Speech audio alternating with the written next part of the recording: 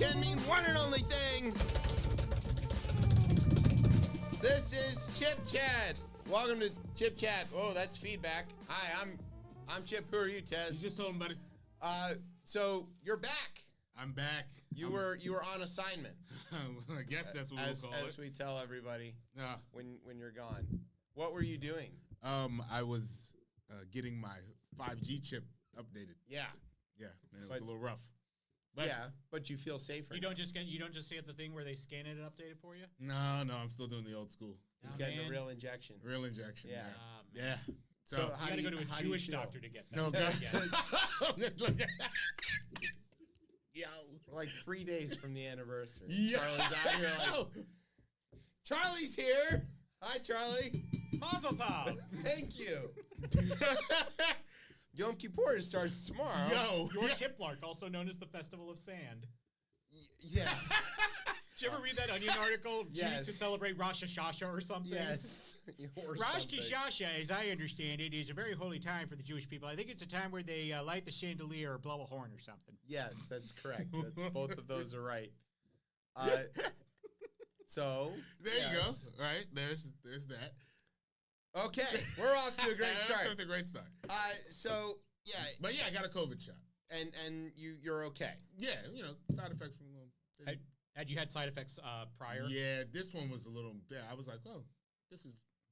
My dad got his most recently, and he had like nothing. He was like, yeah. I've never had a side. Even from the first one, I never had any side effects from it. Yeah, the worst side effect I had from my first one was I got my sense of smell and taste back after 11 months. It was reversing things. Yours was reversing what was happening. I had long COVID. I was trying to read. And then my most recent shot I got at the curling club for I don't know, it was like a year ago, and then I got my flu shot at the same time. Yeah, so I got them on Monday. But that was before John Legend made it cool. And then can I also just say I for the last several years I have been just over John Legend. I don't. The rest of the country still loves him. So he was. But anyway, white people, I think. Yeah. That white people like John Legend. His lane, the lane he occupies, strong. Like it doesn't accessible, safe black guy. It's going straight. It's everybody likes him. It's a very interesting lane to see where he's. Plus, he's actually very talented. He's incredible. I do not deny that. And all that I'm just tired of him. That's my major side effect from my last one was a hangover, because then after I got my double shot, I was at the curling club, and so then I got a double shot, and then I just kept drinking, and I had a great time. Okay, so first and foremost, we need to shout out to everybody in Florida. If you are in Florida and you're listening to this, congratulations, you've got electricity, which is really good. We're not making fun of you for being in Florida this time, not having electricity. I almost said or not, and then I was like, that's not no, appropriate. today is not a good day to play Florida or not. I almost I was like, okay. They almost were or not. Yeah, exactly. But thankfully, not. So we'll have some updates. It's a good time to We're just making sure we're inoculating people from the woke mind virus. Thank you, Ron. That was the other shot I got. That's it. Oh, you're. Okay. So if you are down in Florida, please listen to local authorities, and carefully, and just we're gonna talk about that, because we can't not talk about that. It's happening right now. Yeah, and so we will talk about what FEMA is there to do and what they're not there to do. So just calm down, everybody. But shout out to you, Tez. This is literally the thing that you've been warning us about for at least 3 years, almost 3 years, which is the appropriate amount of time for us to have started to care about climate change. We just recently. To start. Yeah, I'm thinking about putting on my calendar to look at an electric vehicle. I'm thinking, but you're thinking about it. I'm thinking about possibly scheduling time to think about it. The government. My car gets 40 rods to the hog's head, and that's the way I likes it. I mean, look, the IRA, which is obviously still a terrible name, but it just doesn't make any sense. Wait a minute. What? in the world has ever been called the IRA that's been terrible? Are you having a little troubles figuring that one out? Oh, God. That was terrible. That was terrible. I mean, but, right, it's... Long walk for a real bomb of a joke. Jesus Christ. But Catholic Jesus, not the... Yeah, that one. right. That one. Yes, be specific. You gotta get the right kind of Jesus. Right kind of there was investment, but it doesn't, like, I mean, look. This shit is baked. Yeah. Yeah. Like, We can't reverse it. Yo, like... We can ride it out. And limit the suffering. That's limit the all damage. That's all we can kind of do. All right, so anyway. Water in the Gulf of fucking Mexico. 95 degrees. That's insane, yo. You can make tea with the ocean. That's not good. Don't do that. But the poles are melting. How can it be possible? And you're like, hey, yo. Oh my God. Okay. Also, die. Bob Woodward became a reporter again. I mean, he just some might say he's been doing this. Like, I don't understand why people keep talking to him and then being surprised. This is utterly unbelievable. No, because there's a reason they surely talk to him. He's not gonna tell everybody what I tell him. I think it's because he speaks so slowly, they think like he can't possibly be picking up everything that they're saying. Right. Because you've ever seen the man is awkward as fuck. Yeah, he's a nerd. He's a reporter. Yeah, that's... Nobody's ever said, hey, you know who's really great at parties? Bob Woodward. No, that's why he had to Carl Bernstein around all the time. Bernstein's the one who got him invited to the Trump party or the Erdogan party to go hang out with Trump and record this thing. There are better people to talk to at a bar. Yeah. It's us. Better. Okay. Also, Trump keeps lying about everything. Fortunately, we can get him on the show. Yeah. And then Elon sucks. Oh, Elon sucks at everything. Although that picture of him at the rally with him jumping with his beautiful belly. meme. That was meme gold. Yes. That was meme gold. When we get to that, we'll get to that. And plus, Little Rocket Man, he's out doing stuff again, and Glorious Rocket Man. Yeah, is that right? That's the new. He doesn't poop. Yes. That's one of the things. And also, haven't you read the children's book Everybody Poops but Kim Jong-un? That's right. Yeah. That is correct. And Charlie is also, he's not just here to be funny. He's also here to make it sound like we are cultured and know things about TV and movies. Oh, it will be that. I don't actually know any of those. It's not going to be things. us. But Charlie knows. Yeah, it will not bleed over to us. It's like it's like a catch-up session. Yeah, well, but or a mustard session maybe afterwards. Oh, I prefer horseradish. There you go. Just a saucy bunch. It's not good. I'm gonna stop. No, I'm not. He won't. You will No. not stop. Not stop. Yeah. What's the thing with the narrator's like? And he did not. And he right. did not. Okay. So yeah. Anyway, that's why you're here. So we have to have words and things. I didn't even write it down in the script because I knew we were gonna do it. Do you have a word, Charlie? Do you have a word? He's thinking. I have a word.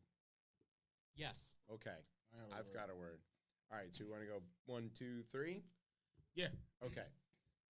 So we're gonna take our first break, Brian. Okay. Barely looking up. Anyway, he's like whatever. The whole part of the job is listening. He's obviously listening. He's like, whatever, guy. I gotcha. So sit back, grab some solar. It's truthful. Walking taco time. You're listening to the best show, the only show, Chip Chat on Beltway Radio and beyond. Sweeps.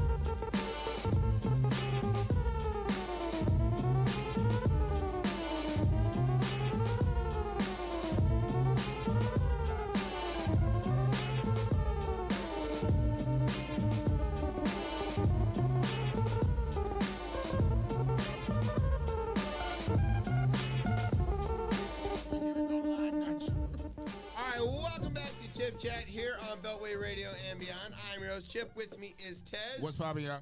Now, Charlie's here, but suspend that thought for a moment, right? If you just close your eyes, use your ears, we're going to take a journey. Okay, we're going to check in. Theater of the mind. It's radio after all, right? As Ed Walker used to say. So we're gonna take a trip down to visit our friends in the hurricane-ravaged peninsula that is Florida, and we're gonna check in with Governor Ron DeSantis or DeSantis. What is he? DeSantis. DeSantis. There you go. It should be 2 words, but immigration and whatnot. Right. Yes. So, Ron, how is Governor DeSantis? I should say, how is your state faring through this hurricane? Well, it's doing pretty well. I mean, we're still here, and I think that's the important thing. But the important thing is to prepare for the afterlife, obviously. Naturally. Obviously we want to be alive now until God spares me and no one else. But the the thing is that we're doing well. You have to understand that a lot of the things that you're reading online are not true. Well, it depends on what you're reading online. If you're reading that they're performing genital mutilation on children, that is true. That is true. That is true. Naturally, yeah. But I think the thing that is most important is that my boots are fine. Okay, that's my nice. boots have not been hurt. They are still in pristine condition, practically like they were straight out of the box. Yeah, they are.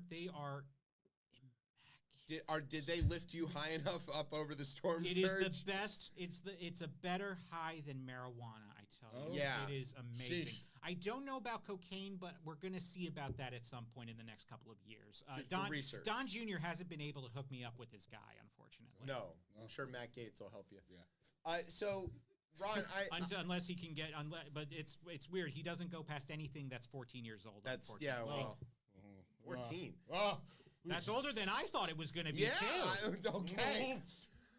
Governor, how have the theme parks, this tore right through Orlando and Kissimmee and all that stuff, where it's a strange thing because you want to be sensitive to everything, but the sight of severed costume heads all around Disney World is objectively funny. Yes. And I think that's something that we can agree on. That's a bipartisan thing. Some might say goofy. Yeah.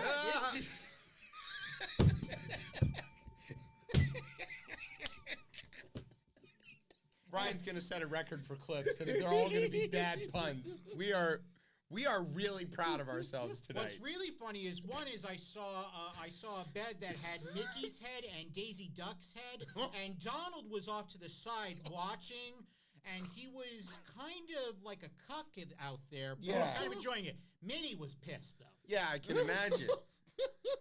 And Goofy was just goofy. I hope my child is asleep.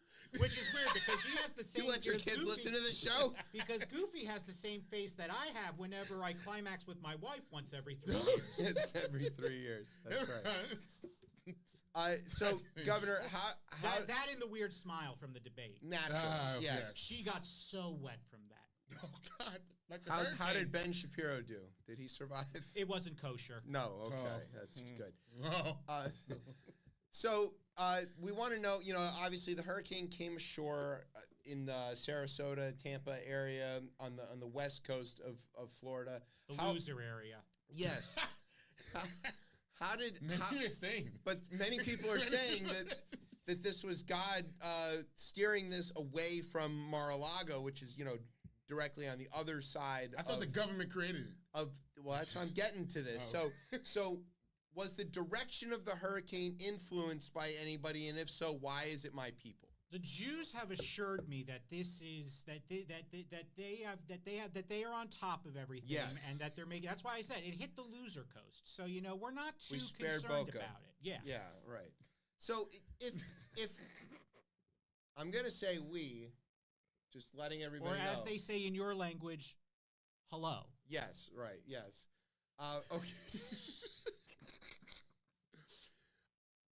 If we #the Jews can control the weather, how come humans can't be responsible for climate change?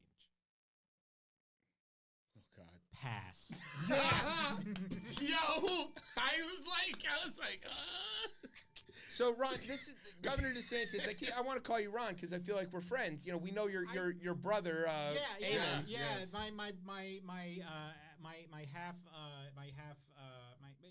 He's my brother. Yeah. Eamon DeSantis. Eamon, yeah. We don't talk. I don't talk about him that much because I'm kind of jealous of him. Yeah, right. Well, he's been on a baseball field. So, but I want to know if. Is it fair to say that this is one for the history books, knowing that Florida not a big fan of history books? You know, yeah, I mean, obviously we'll count the white people that get affected by this, but you know, because I mean, we're trying to make Florida, you know. Yeah, but, we know. You know. We're aware. Yeah, so I mean, you know, we're doing what we need to do and making sure that things are, you know, are portrayed correctly. Correctly.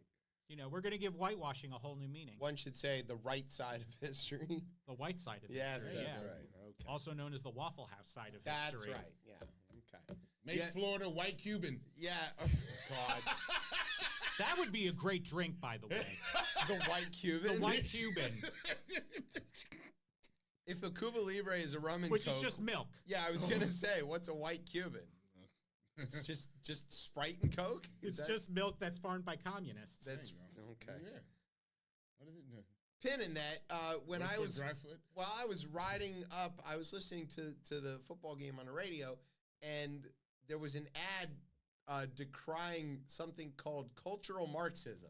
What? And I thought it was an ad for some. They're spending their money in the right place. Yeah, some fake university or whatever, and you could sign up for a course to help you. Oh, you mean New College of Florida? I don't know. I don't know if that was what it was called. It was something. No, it had a different name. Liberty?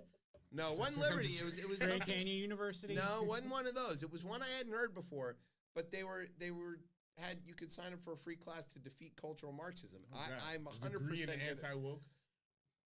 We have to sign up. I'm wondering how you do that. I want to know what cultural Marxism is. I'm wondering how you do that without shooting up a Unitarian church. Yeah, right. It's not a church. They don't call it. They don't believe. No, they actually they're no. called They churches. call it a church. They call it a church. I know that, but good God-fearing Christians wouldn't.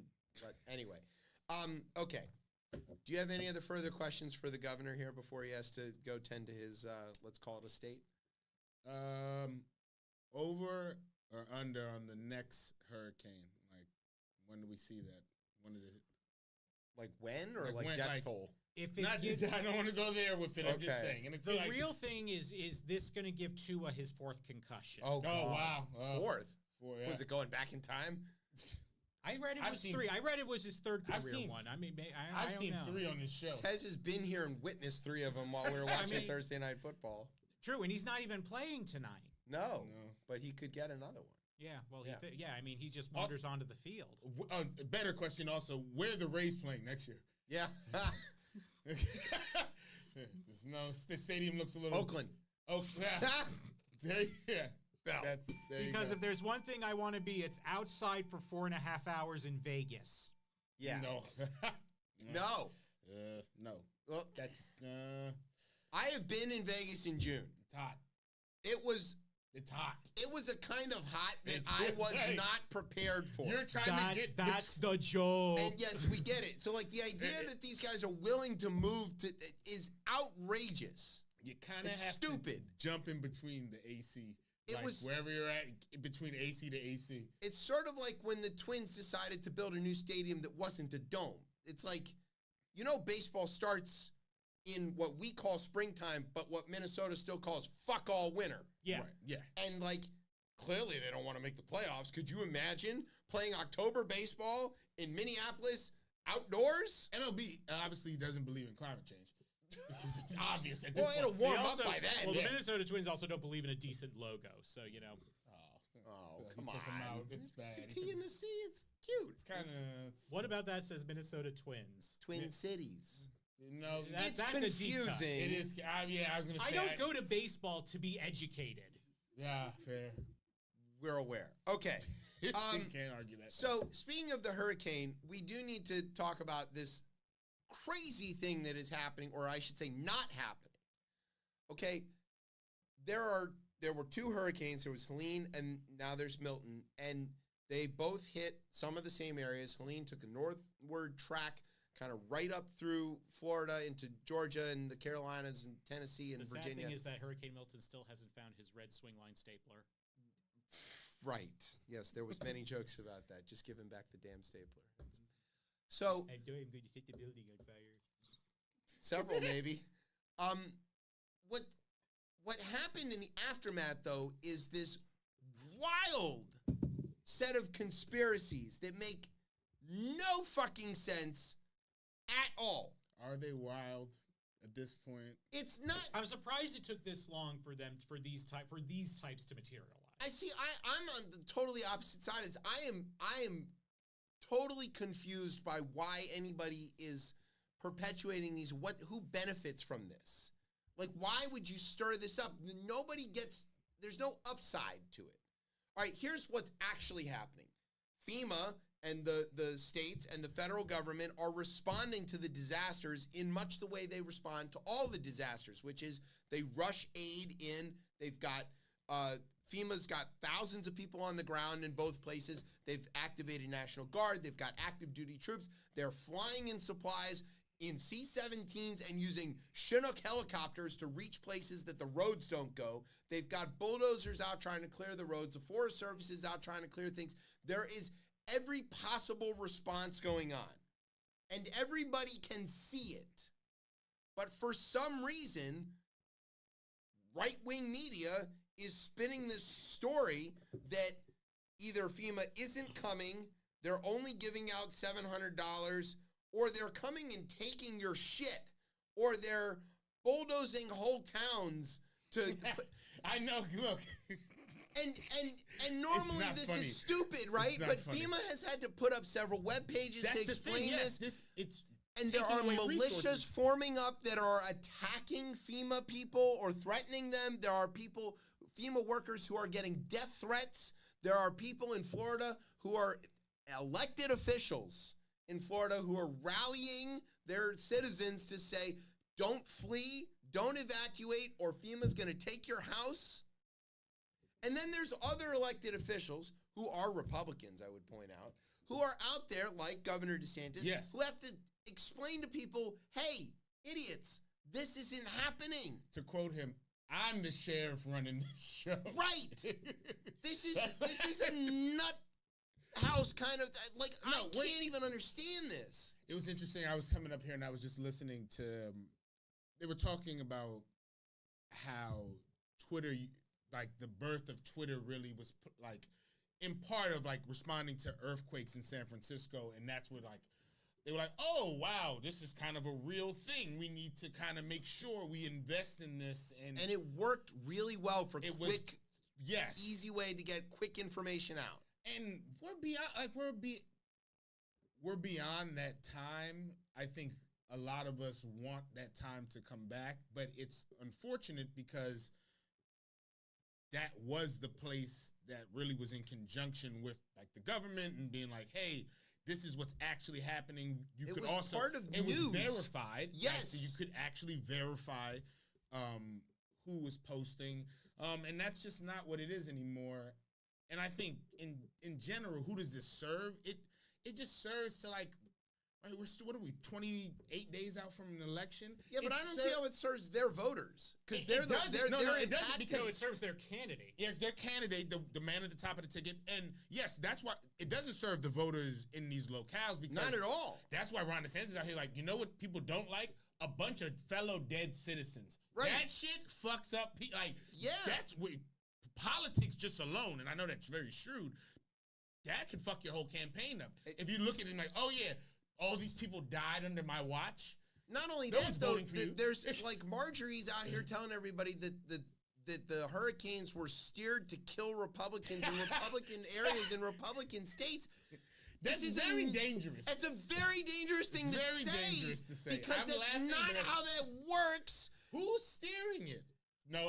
You know who she thinks is steering, but like, but if they're your voters, what you wouldn't you think you'd want to be rushing them relief so that they can get to vote? This is someone whose primary concern has never been constituent services. Well, clearly not. I don't mean just her, though. To say the least. That there are people who are running in races whose districts are affected by this, who really need these people to show up and vote, and they're not going to be able to because they're still trying to dig their way out of the debris field, and they're out there spreading this kind of... They demonized early and mail-in voting.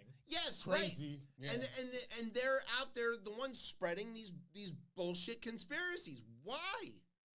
What is the?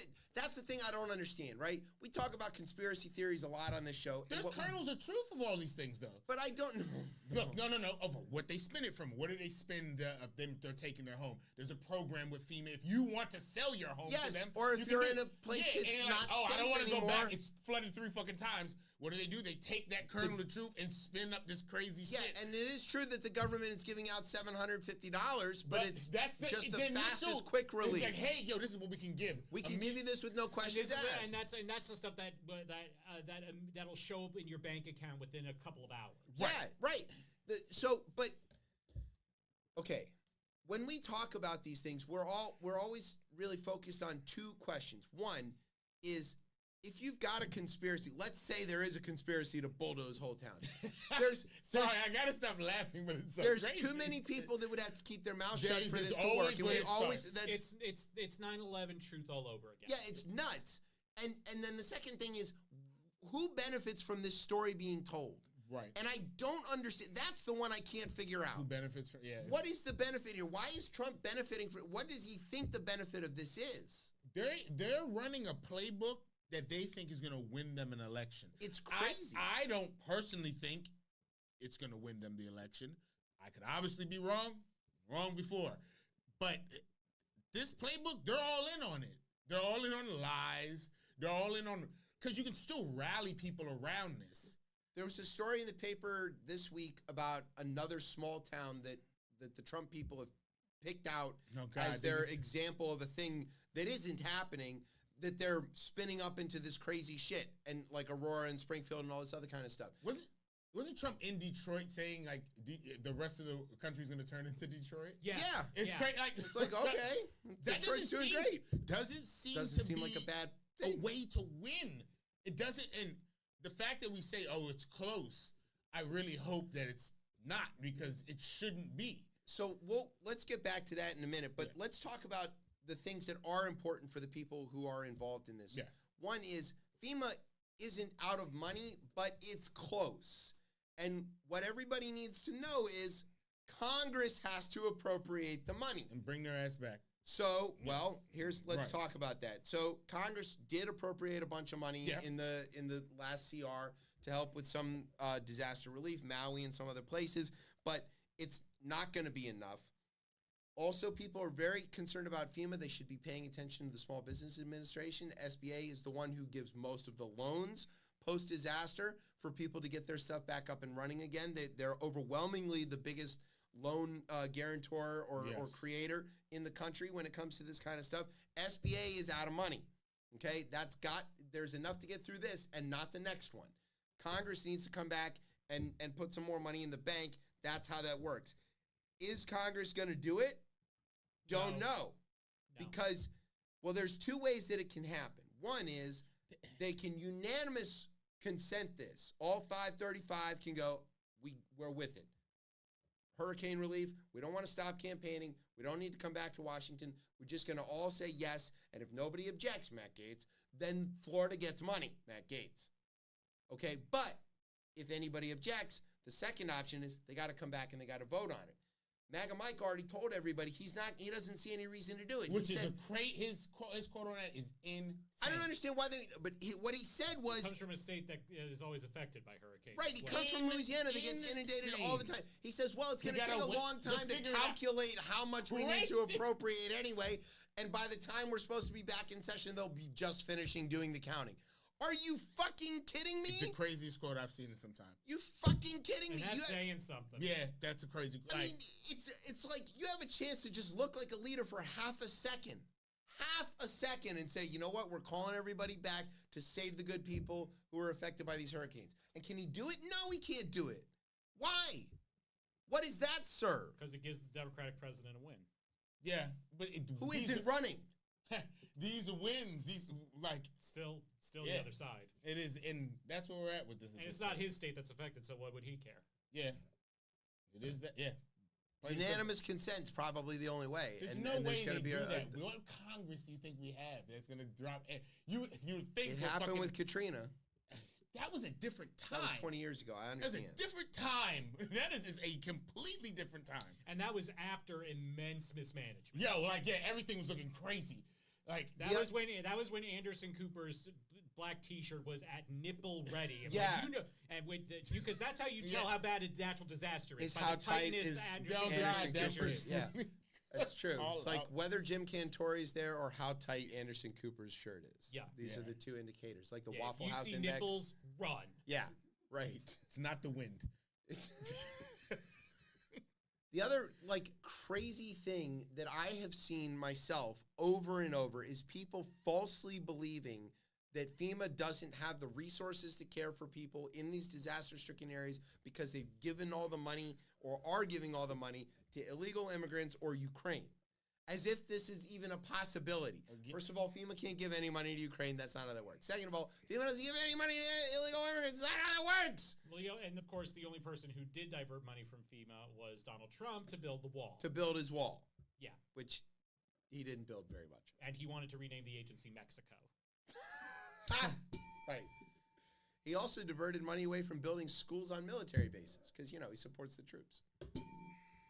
I don't understand this. Why is this happening?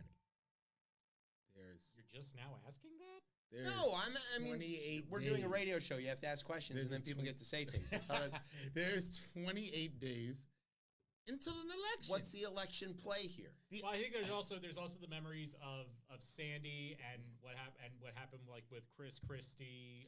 Wasn't he hugging? Didn't he hug Obama? No, and he literally said on I think it was on NBC. He said on ABC. He said if you think I'm going to put partisan things above the well-being of my state, you're out of your fucking mind. Yeah, and he was right, which is true. Yeah, every once in a while you gotta see those people. You still especially if you're the governor. Especially because he's going to be out on the beach by himself, and one of them's going to show up. He hasn't advanced any further in the Republican Party because he hugged Obama. Because he said nice things about Obama in the lead up to an election. Hey, that cake baked. I don't know, man. Alone on the beach during a shutdown also didn't help him.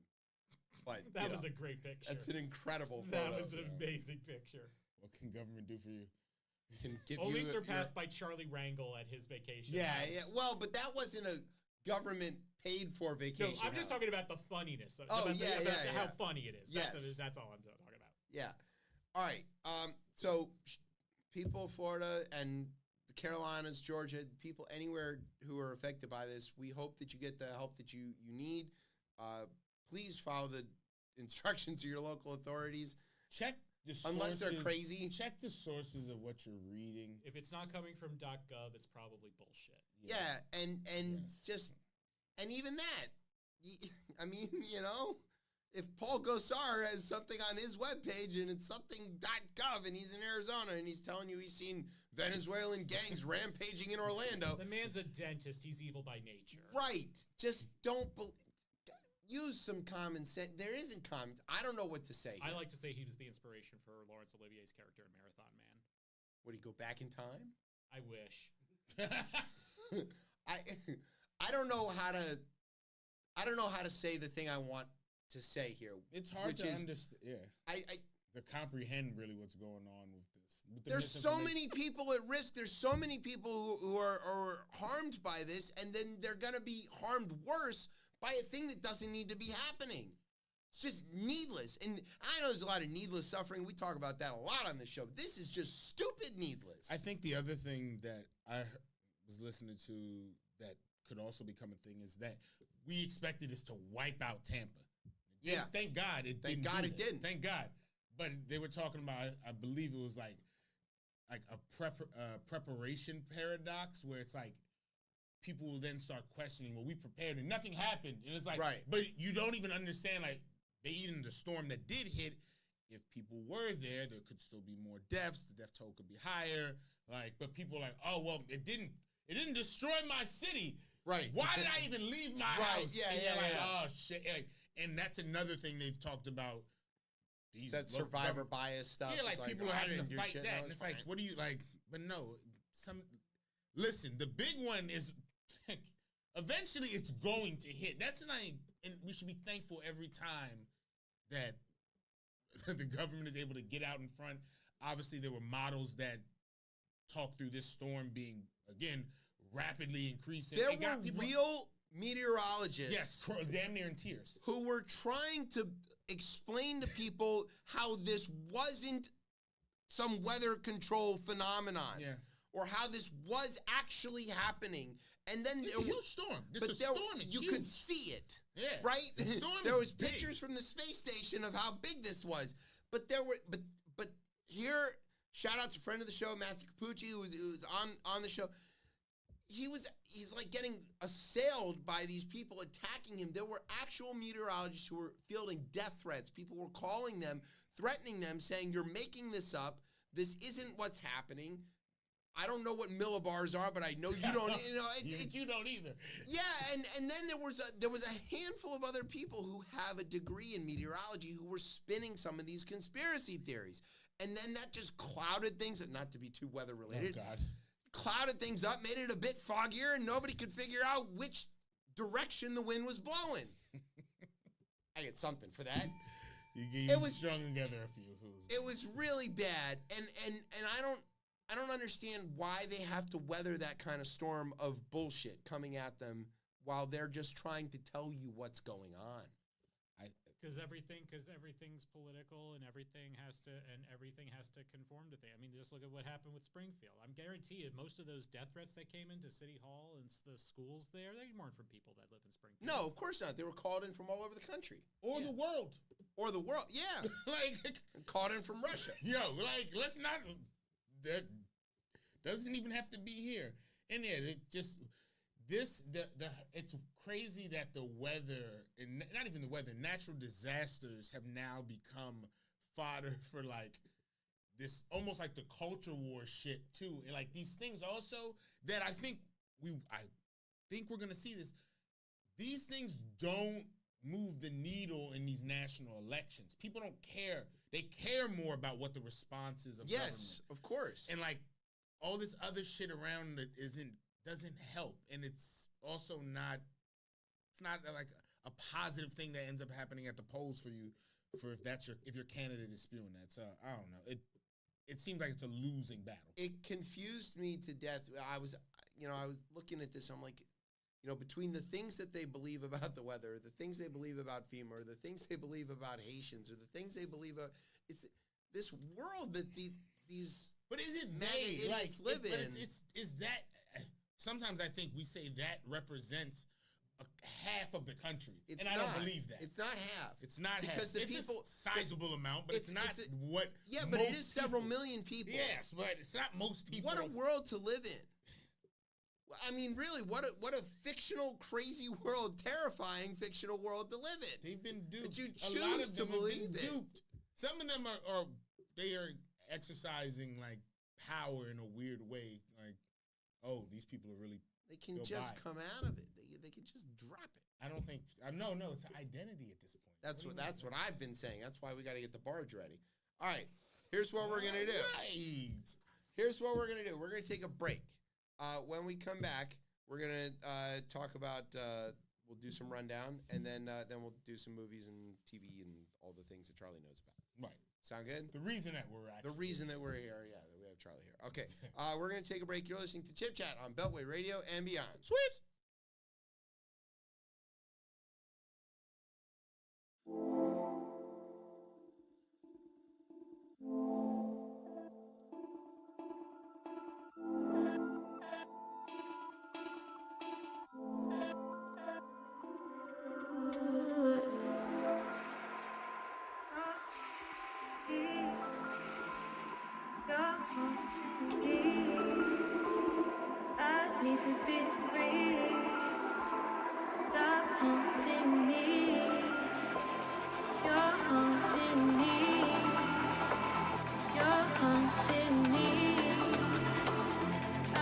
To be free, haunting me.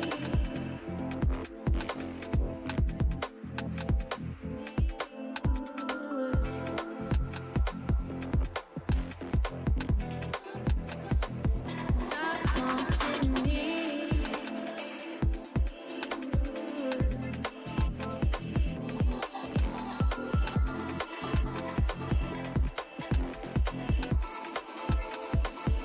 You're haunting me.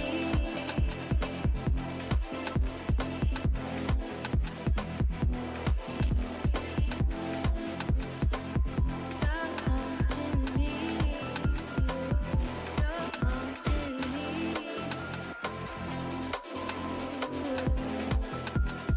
I need to be free. Stop haunting me. All roads lead to you. I just can't escape. Been trying to get away, but you're haunting me. You're haunting me. I need to be free. Stop haunting me. You're haunting me.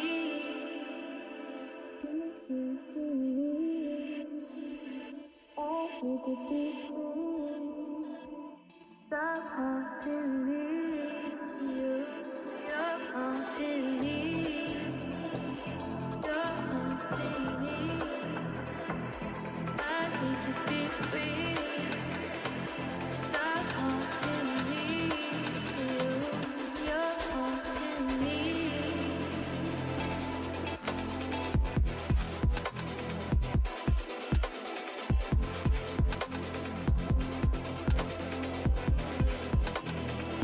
You're haunting me.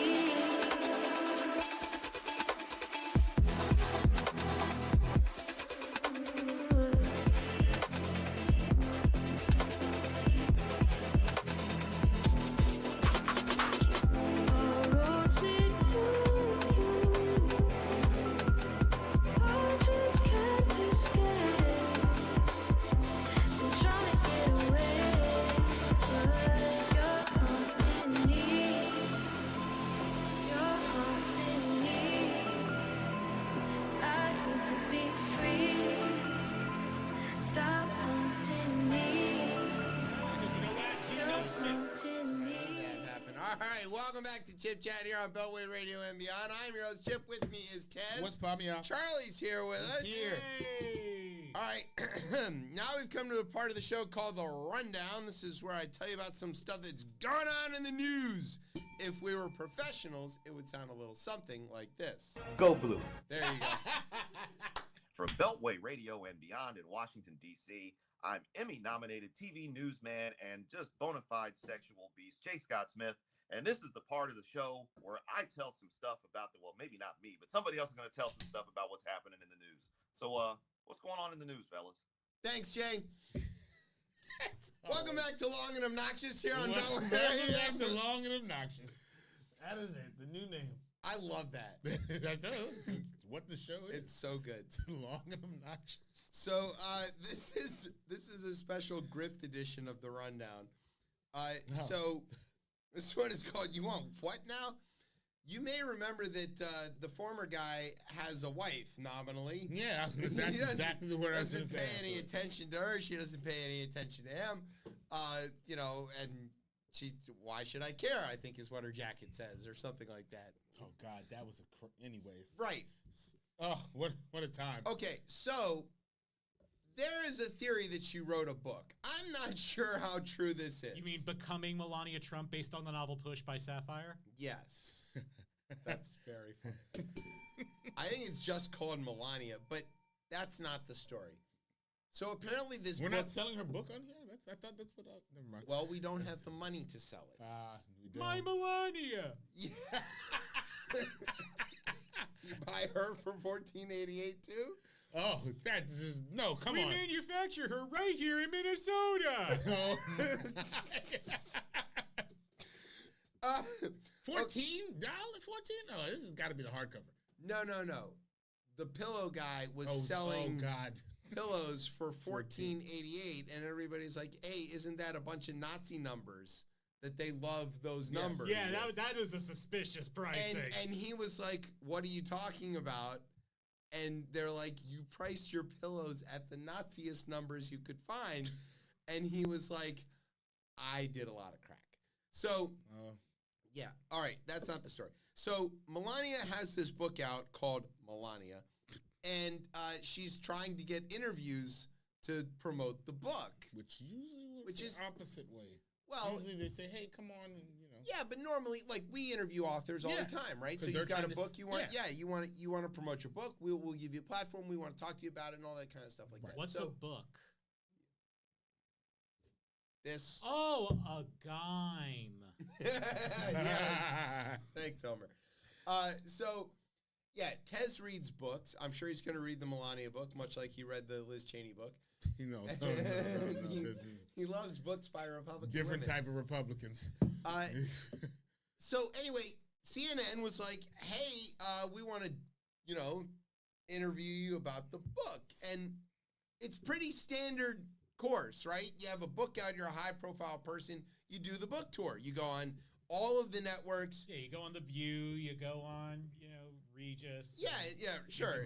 Today Show, whatever. Yeah. And you talk about your book, and it's a very soft interview. It's no big deal. Like, CNN's Dana Bash was all over the circuit with her new book out, right? Even on rival networks, because, of course, that's How what to you Survive do. Being in Bed with John King. That was not the title of the book, but we'll take it. But what was interesting was when CNN was like, "Hey, Melania, do you want to come on and talk about your book?" Her publisher was like, "Yeah, sure, if you got the money." And CNN was like, "Excuse me?" And they were like, "Yeah, we won't come on unless you give us $250,000 and sign an NDA saying that you won't tell anybody that we charge you $250,000." This is actually bringing up memories of me from years ago with Monique, when she was in the midst of her campaign for the Oscars for Precious, Okay. which she ended up winning, Right. Obviously, and she deserved it. Also, she deserved it. She's Did incredible. she charge you for an interview? She wanted to charge for interviews during the circuit. I mean, we run into this every once in a while where there's somebody, an artist or somebody that we've reached out to and said, "Hey, we want to interview you." And every once in a while, they'll say something like, "My time is my livelihood, and so it's not worth it to me to do this interview unless I get paid, for my time," which is a murky area journalistically. Because what they're gonna say, this is journalism now. This is journalism, okay. Nominally. No, okay. But no, what's happening there is they're saying, "Oh,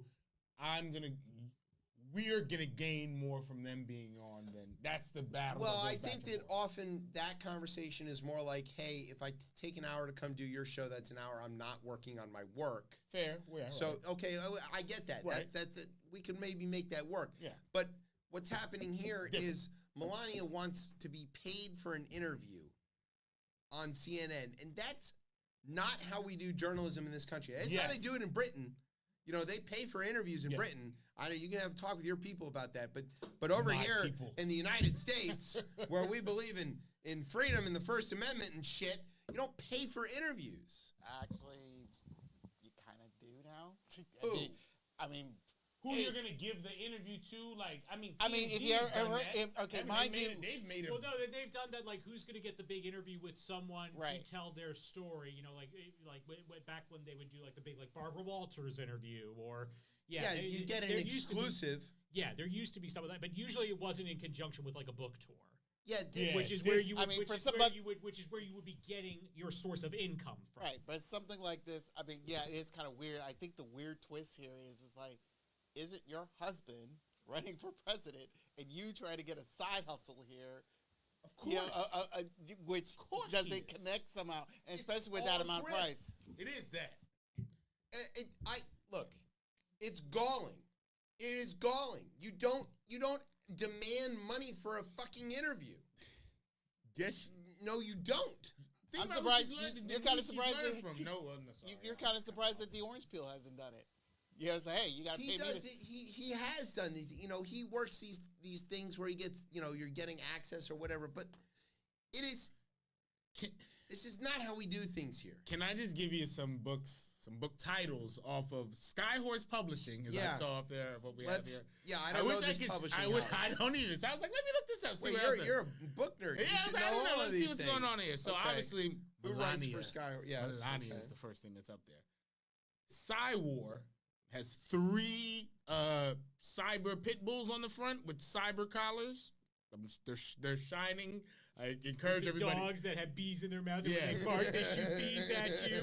I don't make it a platform the authors, but I will say the foreword is by General Michael Flynn. Okay, all right. We got preserving liberty, bold and brave solutions to save America and create permanent freedom. I'm gonna keep going.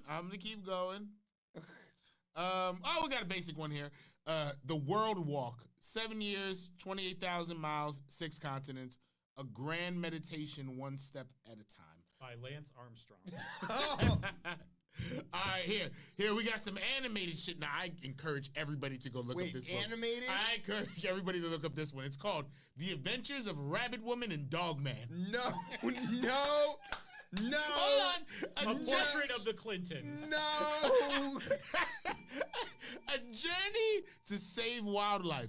So I don't know, but the cover is amazing. I need everybody. Hold on, look at this one. Look at it right here. Is it furries? No. No, it's definitely not. No. Charlie's like, no. Yeah. I know those guys. That's not them. It's, What's the title again? oh, Brian's gonna find it. The Adventures Dog of Man? Rabbit Woman and Dog Man. Okay, I thought you said rabid woman, which is why I said the Clintons. Oh, good God. Y'all fired. Yeah, I love that. And you know what that is? A Southern Bella's Guide to Restoring Federalism and Draining the Swamp. What? I had to say it like that. What the fuck is this? Oh my God! They published the These are- 116th edition of the Shooter's Bible. This is a publishing house. 116. This is a publishing house for people that thought that the publishing house that put out Ken Cuccinelli's book was too mainstream. Yo. Oh, good God. Oh, here's one for everybody. The Great Football Trivia Challenge. 600 questions to test your knowledge. How many of them are true? Flying for peanuts. I mean, it was a war of northern aggression. It was. Yes, we all learned that in Virginia. Okay. Everyone go to this website and browse. Brian? Hold did on. you Have you find filibustered long enough? The Adventures of Rabbit Woman and Dog. Yes, I hope it's the same cover. I hope they. Save wildlife. I hope Yes. they ain't got. I I've hope. seen the cover. All right. I hope they don't have any alternate cover, and it's the Oh cover God, I'm that worried. I have shown. You see a whole bunch of animals. Oh my God, it's a menagerie. You're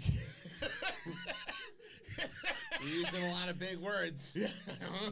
He's one of those literate ones. Get him. The woke mob. What was Oh the my line? God. Let's make mincemeat out of these literatis. Hey, that's a little too clever. He's one of them. I'm A telling you. witch. Yeah, right. All right, Brian, did you find Hold on. it? Oh my God. Yeah, I found it. Okay, are you gonna? Put It's it on the screen for the good actually people? it's kind of difficult to bring it up. The 'cause joy it's- of keeping chickens, ducks, and turkeys. Okay, well, The first two I kind of get. There is no joy in keeping turkeys. Those There are is- some, I those can't are- I can't those are- capture just. All right, Those all are right. some, those are some mean motherfuckers. I'll just keep dropping random titles I at random keep- times during this show. I keep turkeys. Whenever there's a lull. Oh yeah, I'll keep because there's more that I have not got to. I just ran through a lot. All right, well, this next one is called How to Lose a Bunch of Money. So, as we mentioned, Elon sucks. So, Twitter, his mama named him Twitter. I'm going to call him Twitter, as J. Scott Smith told us. Twitter Sucks. now. Elon bought it for $44 billion. At the time, And a kitchen sink, apparently. that's right. Yes. Yes, you remember that. Yeah. Yes, yeah. How can we forget? At the time, I guess the best analyst said this was really worth about $30 billion, and that he At overpaid. most. He overpaid by about $15 billion. The way it used to work as well. Yeah. Not this new rendition of it. So Fidelity disclosed what it believes is the value of the shares in Twitter, and those estimates serve as a closely watched barometer for the overall health of the company. At the end of August, those shares were worth just $4.2 million, according to a Sunday filing by Fidelity's blue chip fund.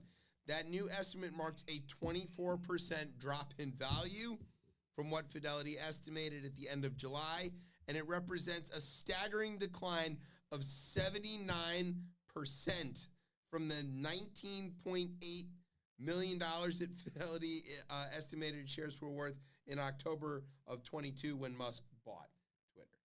It's lost nearly 80% of its value. That's a crazy thing. You couldn't... And this is an app where porn is still legal. Yeah, it's an app where, like, you know, there's so much opportunity. And it's just great. And Wendy's is still out there. I mean, people join Twitter just to follow Wendy's. It's great. But it doesn't work. He fired all the people. There's no content moderation. The whole thing is a disaster. Our show doesn't broadcast on there live anymore because they want me to pay for a premium subscription. Crazy. I'm not doing that, Elon. Shut up. Why? You're the Twitter guy. Nuance this. Why? Baseball's over for you. Baseball's over, so I have nothing else to say. I might get shadow banned. No, that only happens to conservatives. Exactly, only conservatives. On Elon's Twitter. I mean, let's break down a few areas of this, right? I think, well, why did Elon Musk purchase Twitter? Like, it's clear now, and there was a book I had here earlier, or maybe a few months ago on there. It was. You sure it wasn't about the dog man and the rabbit? No, it was not. Hold on.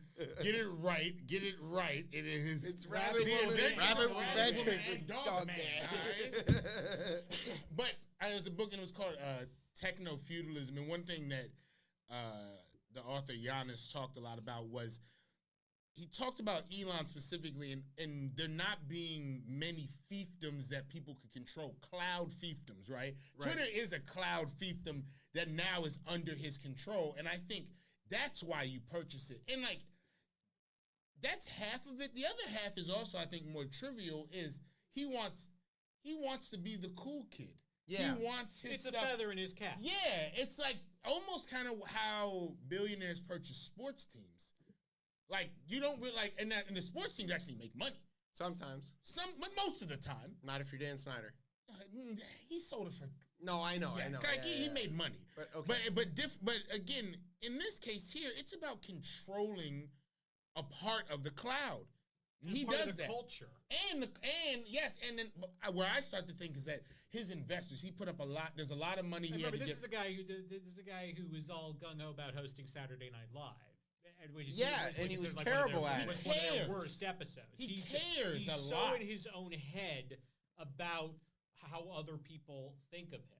If I looked like him and I was South African, I would be confused too. Yeah, but I'm just like, again, I see the play, and also what he's able to do is push things like the story we told before the break. A brown female, like he platforms this information. Yeah, but he did he controls want it. that when he yes, got it? because again, where is he kind of chosen, or who is he chosen to lay down with? Trump, with this conservative Silicon Valley is seen. There's a lot of them. There's Peter Thiel. They know where they want to go, whether it's with AI, whether it's leaving the planet, as he also is proficient at doing, right? He's apparently never seen Don't Look Up. Right. That's not necessarily a bad thing. No, we wish that will happen to him. No, well, it happened to us as well. No, the end of it. The end of the last part. Yeah. That's, of course, that, anyway, I won't ruin that for anybody. Look, I knew a movie thing. Look, me too. Nominated movie. Yeah. Look at us. See? Culture. But yeah, no, he controls an area of the internet, and he also knows that he almost has everyone by the balls, because whether it's government, whether it's journalists, whether it's just people who enjoyed the platform, everybody wants it to be what it was. And he gets to fuck with people. Yeah, he gets to fuck with people on a massive scale. Like the whole thing where declaring that NPR was state-run media. Crazy. Yeah. And then Crazy. when anyone would email the press office, they'd automatically get a response to the poop emoji. We got the poop emoji. Yeah, That's him. That's because he likes that idea of being a troll on this massive scale. Yeah, and I think is this what happens when nerds get bullied? I mean, is this to the yes. nth degree here? Well, it used to be you'd get things like the iPhone. Now you get this. Yeah, right. Yeah, that is true. It's just unfortunate because there's a user base again that wants it to be what it's never going to be again, and these things they have to happen organically. Like whatever the next thing is, I don't think people are still searching for that. It sounds like they're trying to and I say this all the time. If you're on there trying to have serious conversations, good luck. The thing though is, I never thought that a platform like Twitter was meant for having serious Me conversations. either. It can though. Everybody I'll never forced forget it to when I do first that. realized it on. It was on Twitter though. It was on Facebook, so, Right. and it was right before Twitter became a big thing. When a friend of mine was like, "Here, there's this person saying stupid shit on my timeline. Counter him." Yeah. And after like 2 or 3 replies, I'm like, "This is the stupidest thing I've ever. This is not. There is no." I remember a time where that was a piece of sort of internet culture where you'd get a note or a notification or something. Your friend would like tag you in, come help me fight this argument, and you know, of course, I jumped in. I was like, yeah, let me flame this guy and call him a bunch of names or whatever. I think it also the dumbest wasted time you could imagine. For me, though, it also comes from I was never a message boards person. I was never a message. Oh, you board. didn't have that. Well, no, I was grew up. I was never someone who was attracted to that kind of thing. Okay. I never flocked to message boards, so I think that whole thing was kind of like beyond me at that point. So I came to that conclusion about that kind of thing, you know, with regard to Facebook very quickly, and that attitude immediately moved over to Twitter. So you're you're better off. You're better than I am, really. Honestly, although I will say the message board thing taught me to be a good writer, because if you have typos, if you have nonsensical or bad grammar, you get elected president. That's true. Yeah, but you skipped over. No matter how good your argument is or how cogent your thought is, you get absolutely blasted. Yeah, exactly. For having one typo. So you have to edit, you have to write carefully, you have to have good, sentence structure, all of that kind of. It makes you a better writer. But anyway, I don't know, Elon. And also too, remember this is like he's also the government's like defense contractor. Right, like several governments' defense contractors. Yeah, so also, and he's the world's internet contractor with Starlink. Yeah, and it's when do you rein this in? Because it's fine what you do with Twitter in your privately owned company. That's fine. Yeah. Please do what you want.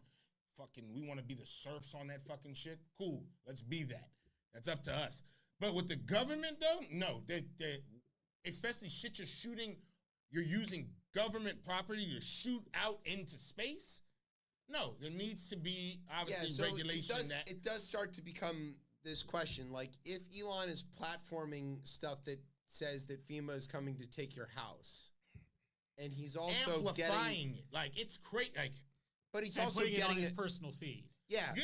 Which I can't help but see. And forcing it on his 200 million followers. Like, I can't stand Twitter now because every ad I get is for something right-wing or conservative. And I've never given anything other than possibly like checking like something that's posted on a left-wing account when they're saying, hey, look at this. I don't know how this, No, it's obvious. If you can look, if you've been on that platform for however many, 10 plus years, I guess we're going to 2009 or so. Yeah, right? If you've been on that platform, you can look and be like, oh, for me, for you, who is this for? This ain't for me. Mine gets really myopic really fast, right? So like when the Orioles lost, I couldn't get anything other than Orioles Twitter. Because the engagement. Twitter knows that I like the Orioles. And you would engage with that. I engaged with like 2 accounts, and then it was nothing but. I literally could not scroll to get to news. I could only get to that. And they're at a lot. Not just that. It's just anything. What news? Anything. What news? There's news, but the thing is, go to a website. No, anything that you try to follow. If you're following a certain people or following a certain hashtag or whatever, it bombards you with it. It absolutely floods you. And the sad thing is like it's from other people who retweet or, and everything, or I don't know what they call it now, or X. But it's just, I don't want this half the time. And it's like sometimes you just want to, again, just like the Orioles, it was ridiculous. Twitter. Like, I want to. And you can't train this algorithm. No, you can't. That's the You whole can't. purpose That's of the the thing is that algorithm. it's gotten and you're so- supposed to be able to train it. But it's gotten so ham-fisted and so blunt that it figures out one thing and it's only that thing. So this is what happens when Elon wrecked the company, right? There's nothing there. There's no, whatever. He lost a bunch of money on it. Fuck him. And the sad thing with this, there was a guy I was following because as he was a Raven fan, but sadly finding out he's a Trumpista. So the thing is most of the things he was retweeting was a lot of this Republican stuff, and I was like, dude, I know we're part of the flock, but I gotta untweet you. I didn't tell him this, but it's just that I just had to stop following him. Yeah, they don't care, but it's just, to me, it's like when this bad algorithm, it just destroys the whole platform to the point where you start unfollowing a lot of people that you follow them for a certain purpose, and it's just ridiculous. And I don't think he's going to want to fix this. No, he doesn't want to fix it. This is now working the way he wants it to. The users will eventually, even though it's not profitable. Yeah, no, because it doesn't matter. It is profitable. Look at how much he's lost. But he's won in a different way. Again, he's able to control information. You know what else, though? It's really important to remember that the $44 billion that he paid for it, he didn't come up with that money. He borrowed that money. So not to just, there's a lot of people you could throw under the bus with this, but let's just say I'm in Saudi Arabia. It's something that I want to be broadcasted across Twitter. I might have a say in that because, again, he took a lot of Saudi money to do this. Right? Or not, though, right? Because they might say, hey, look, buddy, we gave you a bunch of money, put this on the platform. And he might say, I don't care, I'm dark stupid, and then, not do it. And then the bone saws. I was just about to say. I was like, Elon may have MBS don't play that shit. Yeah, he might have stepped in some stuff here. Yeah. He doesn't know. Speaking of stepping in stuff, all right, Charlie, one of your many talents is that you can do the voice of the former guy. So here's the story, and then we're gonna have you explain to us why this is not the story. You ready? Okay.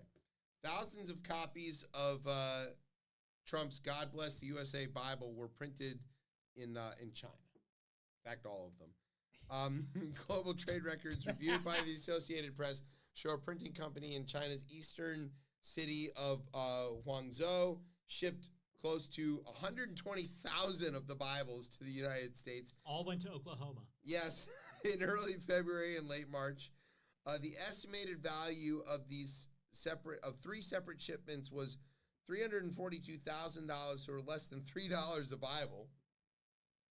Okay, just to set the price point out there, according to databases that uses custom data to track exports, the minimum price for a Trump Bible is $59.99, putting the potential sale revenue at about $7 million. Chump change. The Trump Bible connection to China, which has not been previously reported, reveals a deep divide. I think it wasn't previously reported because everybody assumed it was true. Between the former president's harsh anti-China rhetoric and his rush to cash in while campaigning. A version of the Bible memorializes the July 13th assassination attempt of the former president in Pennsylvania. Trump's name is on the cover above the phrase, "The day God intervened." Which means that God wanted that firefighter to die. That's right. The wording, which got me in a lot of trouble, the wording appears to have been stamped on after the Bible was produced, as is par for the course. Like that extended hurricane pad. Yes, where the Sharpie, that's right. Trump said Saturday his would-be assassin did not succeed, quote, by the hand of providence and the grace of God. The Bibles are sold exclusively through a website that states it's not affiliated with any campaign, nor is it owned or controlled by Trump. A photo posted on the website shows Trump sitting at his desk in the Oval Office with Lee Greenwood standing behind him In another photo, the former president smiles broadly while holding a copy of the Bible. Okay, so former President Trump, what's up with your $3 Chinese Bible? Dreaming in Russian. Yeah. Well, you know, it's a very tricky thing when you have this sort of thing with you know, the with the Bible coming in China, but we have these trade wars that we're going through right now, and it's a very tricky situation, like what we have with the child care and all the with the and Ukraine and all of that with the money. But we're going to be making all this money through all these Bible, and we can finance things through the private sector, like with buying the health insurance. Buy it with the states and across the states, and we like going with the states. I was very proud with the Roe v. Wade decision and how we sent things back to the states and said the states can do it. And the state of mind about how certain things are. And State of Play is a great movie, by the way, that you can watch on Prime. It's an incredible movie. And though I don't like Jeff Bezos that much, the movie State of Play and State of the Nation with that Brendan Gleeson guy, he did a great job playing me, by the way. He was great playing me. But, the whole thing with the China and the South Africa and education, it's all part of an interconnected web that we all sort of play a part in. And, the thing is, I'm really rich. Right. Okay. Out of the shadows, my life inside the wild world of Hunter Biden. And other poems by Maya Angelou. All right, so suppose there's a whale that's swimming along and that wants to buy one of these Bibles, but it can't because it's been near one of those cancer-causing windmills. What would you tell that whale to do? Well, you gotta move with the jet stream, and I feel you gotta move with that. And since you're in water, normally you'd say go with the flow, but they're whales, they're big, and they can go against the current because they're so fat, like Rosie O'Donnell. But it's oh my! I mean, or Chris Christie, and and have you ever seen him breach out of the water with his blowhole? It's an incredible sight if you ever get a chance to see Free it. Christie. Oh no! Oh no! Chris Christie fell on our son. What a mess! Okay. And that's how I saved Christmas. Yes, that's right. Okay. The Anti-Globalist Manifesto, Ending the War on Humanity. Forward by Stephen K. Bannon. Oh my God. He's so Did sexy. he write it in jail? He's still in Those jail. chapped kneecaps. Oh my God. What? Wait, what? Yeah, that's funny. That's funny. All right. Heard someone say he looks like if Nick Offerman drowned. Oh, Jesus Christ. Okay. All right. Here's what we're going to do. We're going to take a break. Oh, we got a perfect time for a break. Yeah, It's and for the final session. is it time for a Yes, Vader the session? final. This is the final All right, Vader so here's session. what we're going to do. We're going to take a break and play a Vader session. When we come back, Charlie's going to tell us about the award shows. We missed an Emmy. There was too many Emmys this year. Yeah, there were too many Emmys this year. And then the Oscars are coming up. Yep. So Charlie's going to catch us up on all of this stuff. So we're going to have some culture on the show finally after whatever that was. So Are we the next endangered species? Oh my God. Bioweapons, eugenics, and more. Oh my God. And zesty low-cal chicken recipes. Oh my God. Take this website away from me. All right, Brian, we're gonna play the tape, Brian. You're listening to Chit Chat on Beltway Radio and beyond. Sweeps. Open the blast doors. Open the blast doors. I'm James Earl Jones, and I played the part of Darth Vader. orbiting the planet at maximum velocity. Bingo. We got our backs up against the wall. No place to go. You say we get back in the car and going back where we come from. It's all over, man.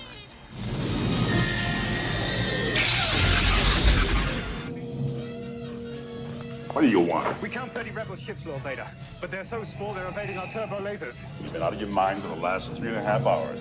Sit down before you fall down. Guys, come in here. like to maintain the current level of black representation on the committee, so let's go for a stroll.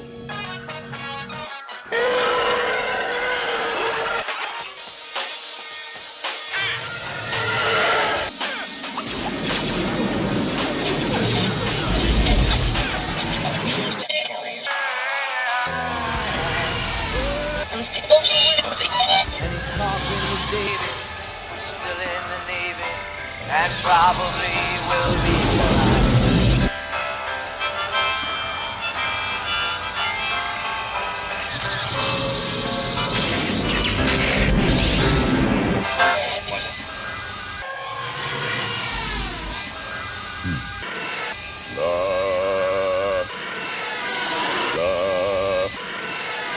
La la la la.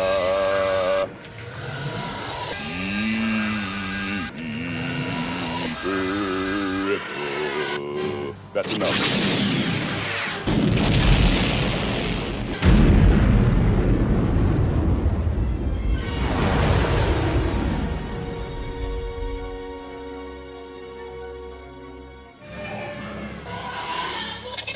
La la la la la.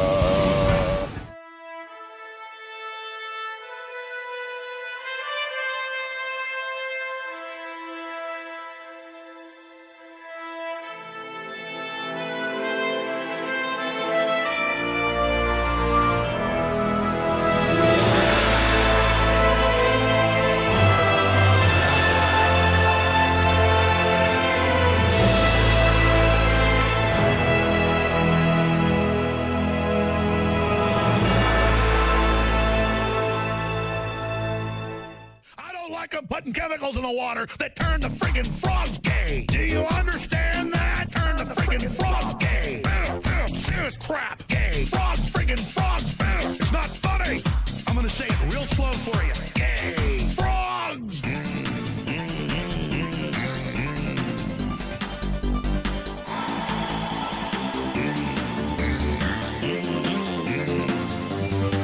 Won't you fight for your life? Friggin' frogs! I don't like the frogs! Gay! Friggin' frogs! Frogs! Friggin' frog crap! Won't you fight the frogs? It's not funny! I'm gonna say it real slow for you. Frogs! Place point.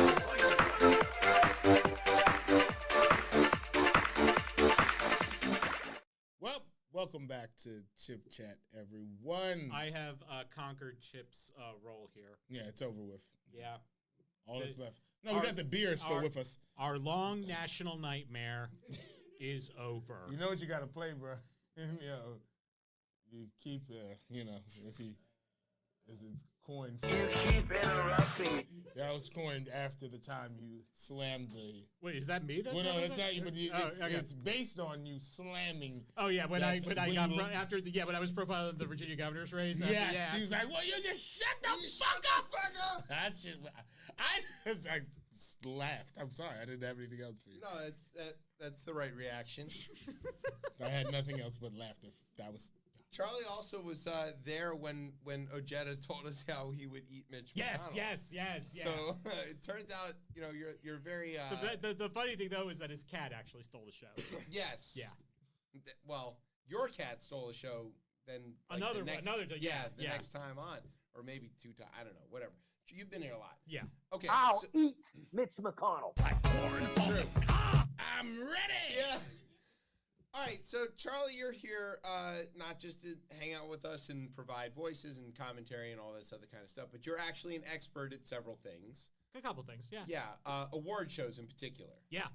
Okay, and you write for GoldDerby.com? Yep, still do. Have been for like 10 years now? This was I just passed 12 years. 12? Yeah. Jesus. Good Lord. Okay, we've known each other much longer than I thought. That's very impressive. Yeah. I'm pretty proud of that. All right, good. Well, while I am proud to count Charlie as one of my friends, you, the listeners and viewers, may not know all of the great things that Charlie knows, which is why we brought him here tonight to tell us all of the things that had happened. So, Charlie, why were there 2 Emmys this year? So, yes, because of the big writer's strike last year, the combination writer's strike and the actors' strike. The Emmys, which are normally held in September, the strike was still in full swing after the Emmy nominations came out. So they decided to, even though they kept the voting schedule the same, they postponed the ceremony to January. Okay. And fortunately, the strike ended, I believe, in December. Yeah. So they were able to have their ceremony. So they had, Ernst & Young sat on the winners for... Oh, they had already done the voting. Voting had happened in August of last year. And nobody squealed. Nobody squealed, yeah. So wow, that's impressive. Yeah, they're senior partners at the firm. Yeah, okay, so conspiracies, all right. Yeah, so that's why back then we had the sweep of the Bear in comedy why is that called? Okay, the reason the Bear is in comedy is because the default way that they determine where a show goes is length of the show.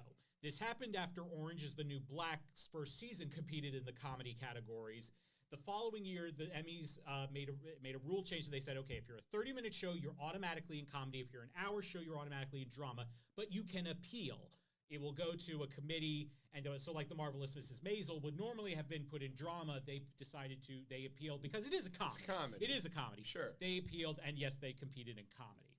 That's why Transparent, the Jeffrey Tambor show, competed in comedy. Okay, but the Bear, because it's 30 minutes. A half-hour show. Automatic. It's by default. And they decide, and FX decided to not appeal it because they feel they can win. It's better chances for a win. How did they? Sure. What went into making that determination? Like I think that's just it was just an easier way to just automatically rather than shows just saying, oh, we're just gonna try this. It was an automatic classification thing. Because I understand that, I mean, clearly there's some gray area, these dramedies, as they call them. Yeah, and then, like, a show like Transparent, the Jeffrey Tambor show, I actually liked it in comedy because I thought it had a bit of an absurdist appeal to it. Yeah. And it worked for me on that level because especially if you're Jewish, it definitely has a humor that if you're not Jewish, you may not understand. There's that sort of thing. So that's why they did that, and that's why the Bear has done that. Okay, and that's not to say that there aren't funny moments. I mean, yeah. Although I haven't finished watching season 3. I watched the first 3 episodes of season 3, and I stopped because it's not because I didn't like it. It just got very repetitive, and so I will pick it back up at some point. But then season 2 was fantastic. Aren't you required to watch all this stuff? Well, I mean this past Emmys, the ones that just happened was for season 2. Okay, so so the ones that happened in January were for last year. Were the ones that were going to happen in 2023. Okay, and then the ones that happened like 3 weeks ago. That was for the 2023-2024 season. And so, Jimmy Kimmel hosted all of them. Jimmy Kimmel hosted. No, he did not host this one, but even though it was on ABC, Dan and Eugene Levy hosted this year. Oh, that's right. The one that was back in January was on Fox. That was hosted by Anthony Anderson. Okay, and Kimmel hosts the Oscars. Now? He hosted the Oscars, so he will not be doing it this upcoming. And they get Billy Crystal is coming back. Is that what I heard? We do not know who a host has not been nailed down. The top choice I have heard from reports is the top choice to host this year's Oscars is Ryan Reynolds and Hugh Jackman. Oh. That is the top choice. Deadpool and Wolverine. And that it does happen that that is a Marvel franchise, which is owned by Disney, which owns ABC. Okay, there we go. So that kind of works. But Jimmy Kimmel does have, I believe, through his contract with ABC for his show, has right of first refusal. For the Oscars. Heard he said he was done with it. He said no. It's like Premier League. And I believe that they also, and I believe that after him, they offered it to John Mulaney, and he said no. Okay. But he's written some of the stuff for some of these things, and he presented last year. Yeah. He was fantastic as a presenter. He's always fantastic. Yeah, and he hosted the Governor's Awards, which is where they get out the honorary awards. Right. His opening monologues on YouTube, it's an amazing set. Did he bring the horse? He did not bring the horse. Okay. He did not bring the horse. In the hospital. I think the horse has still been in the hospital since he got out of rehab. It's a fantastic joke. Okay, so what happened in the Emmys? So this year's Emmys, that we need to know in the drama side, was Shogun. Shogun dominated in a way. So before and this is a remake. This is of sorts. Yeah, because it's based on a book, and there was a miniseries in the 70s with the 70s or 80s with Richard Chamberlain. But this one was, almost entirely in Japanese. Right. It was with almost all Japanese actors. Before this year's Emmys took place, the biggest win by any program for a single year was the John Adams miniseries. It won 13 Emmys total. Yeah, crazy. The record for a series, not a miniseries, but a regular series, was Game of Thrones. 3 years, it won 12 total. Okay. Just at the Creative Arts Ceremony, which is all the Tech Emmys, Shogun won 14 at the Creative Arts, and then won another 4 at the main Emmys, demolishing the record. 18 Emmys this year. In 1 year. Including drama series, lead actor in a drama, a lead actress, directing, and then it also won, it won 14 tech at the... Right, just cleaned up. Is there another season coming? Yes, so that was the thing. At first, it was just going to be. We thought it was going to be a limited series. Yeah. And then right before the ballots went out for nominating, FX announced that there was going to be another season, so it was going to be competing in drama. Is FX kind of the vanguard? I mean, it seems like I would say so, because they also have the Bear. Yeah. And they are also the first, and they've been doing this for a while. They're the first. They had Atlanta, and they're the first basic. Archer They are the first basic cable network that got into a series race and this was with the show Damages, the Glenn Close show back in 2008. But even before that, they had The Shield, which Michael Chiklis grabbed. Yeah, right. And American Horror Story. No, and that guy, and all of FX is still run. The awards is still run by a guy named John Solberg, who I've talked to actually, by the way. When I asked a question about Archer, I emailed their press department. I got an email back from John Solberg, and he said, "Here's my number. Give me a call. We'll talk." He was an incredibly accessible guy. But he's been really the mastermind of this whole thing back from the early 2000s. I really like a lot of the FX shows that are sort of like borderline comedy, borderline like people falling apart. Yeah, and they do that really well. They really do it well. Yeah. So the Emmys, what other notable things happened? So on the comedy side, The Bear did dominate, but it did not pick up the Best Comedy Series prize. That went to the brilliant HBO Max show Hacks with Gene Smart, which caught me by surprise, because I originally was predicting Hacks throughout most of the season, and then after Creative Arts, which The Bear dominated in, I was like, okay, it's going to win again. And sure enough, Hacks pulled it off. It's created by 3 people who used to write on Broad City, which was a brilliant show. Really it's funny actually show. So the co-creator of that show is Paul W. Downs, who played Jacob, the guy who worked at the gym with Abby. Yeah, so he's the co-creator of the show. That's some brilliant writing. Yeah, and if you would love Hacks, I'm sure I would. It's a genius show. The 3rd season was brilliant. I was so happy to see win, even though it was cool to see people like Liza Colon Zayas win supporting actress in a comedy for The Bear, who I did not realize she's married to David Zayas, who played Angel Batista on Dexter. Okay. When I saw them when I saw her kiss him in the audience, I was like, oh my God, it's that's Batista! that guy. Yeah. That was really too, cool to see him in real life. Yeah, that was really cool. And on the limited series side, you had Baby Reindeer, the Netflix limited series, which was amazing and was one of those late breaking shows that it came in late, but then just hit the zeitgeist at the right moment.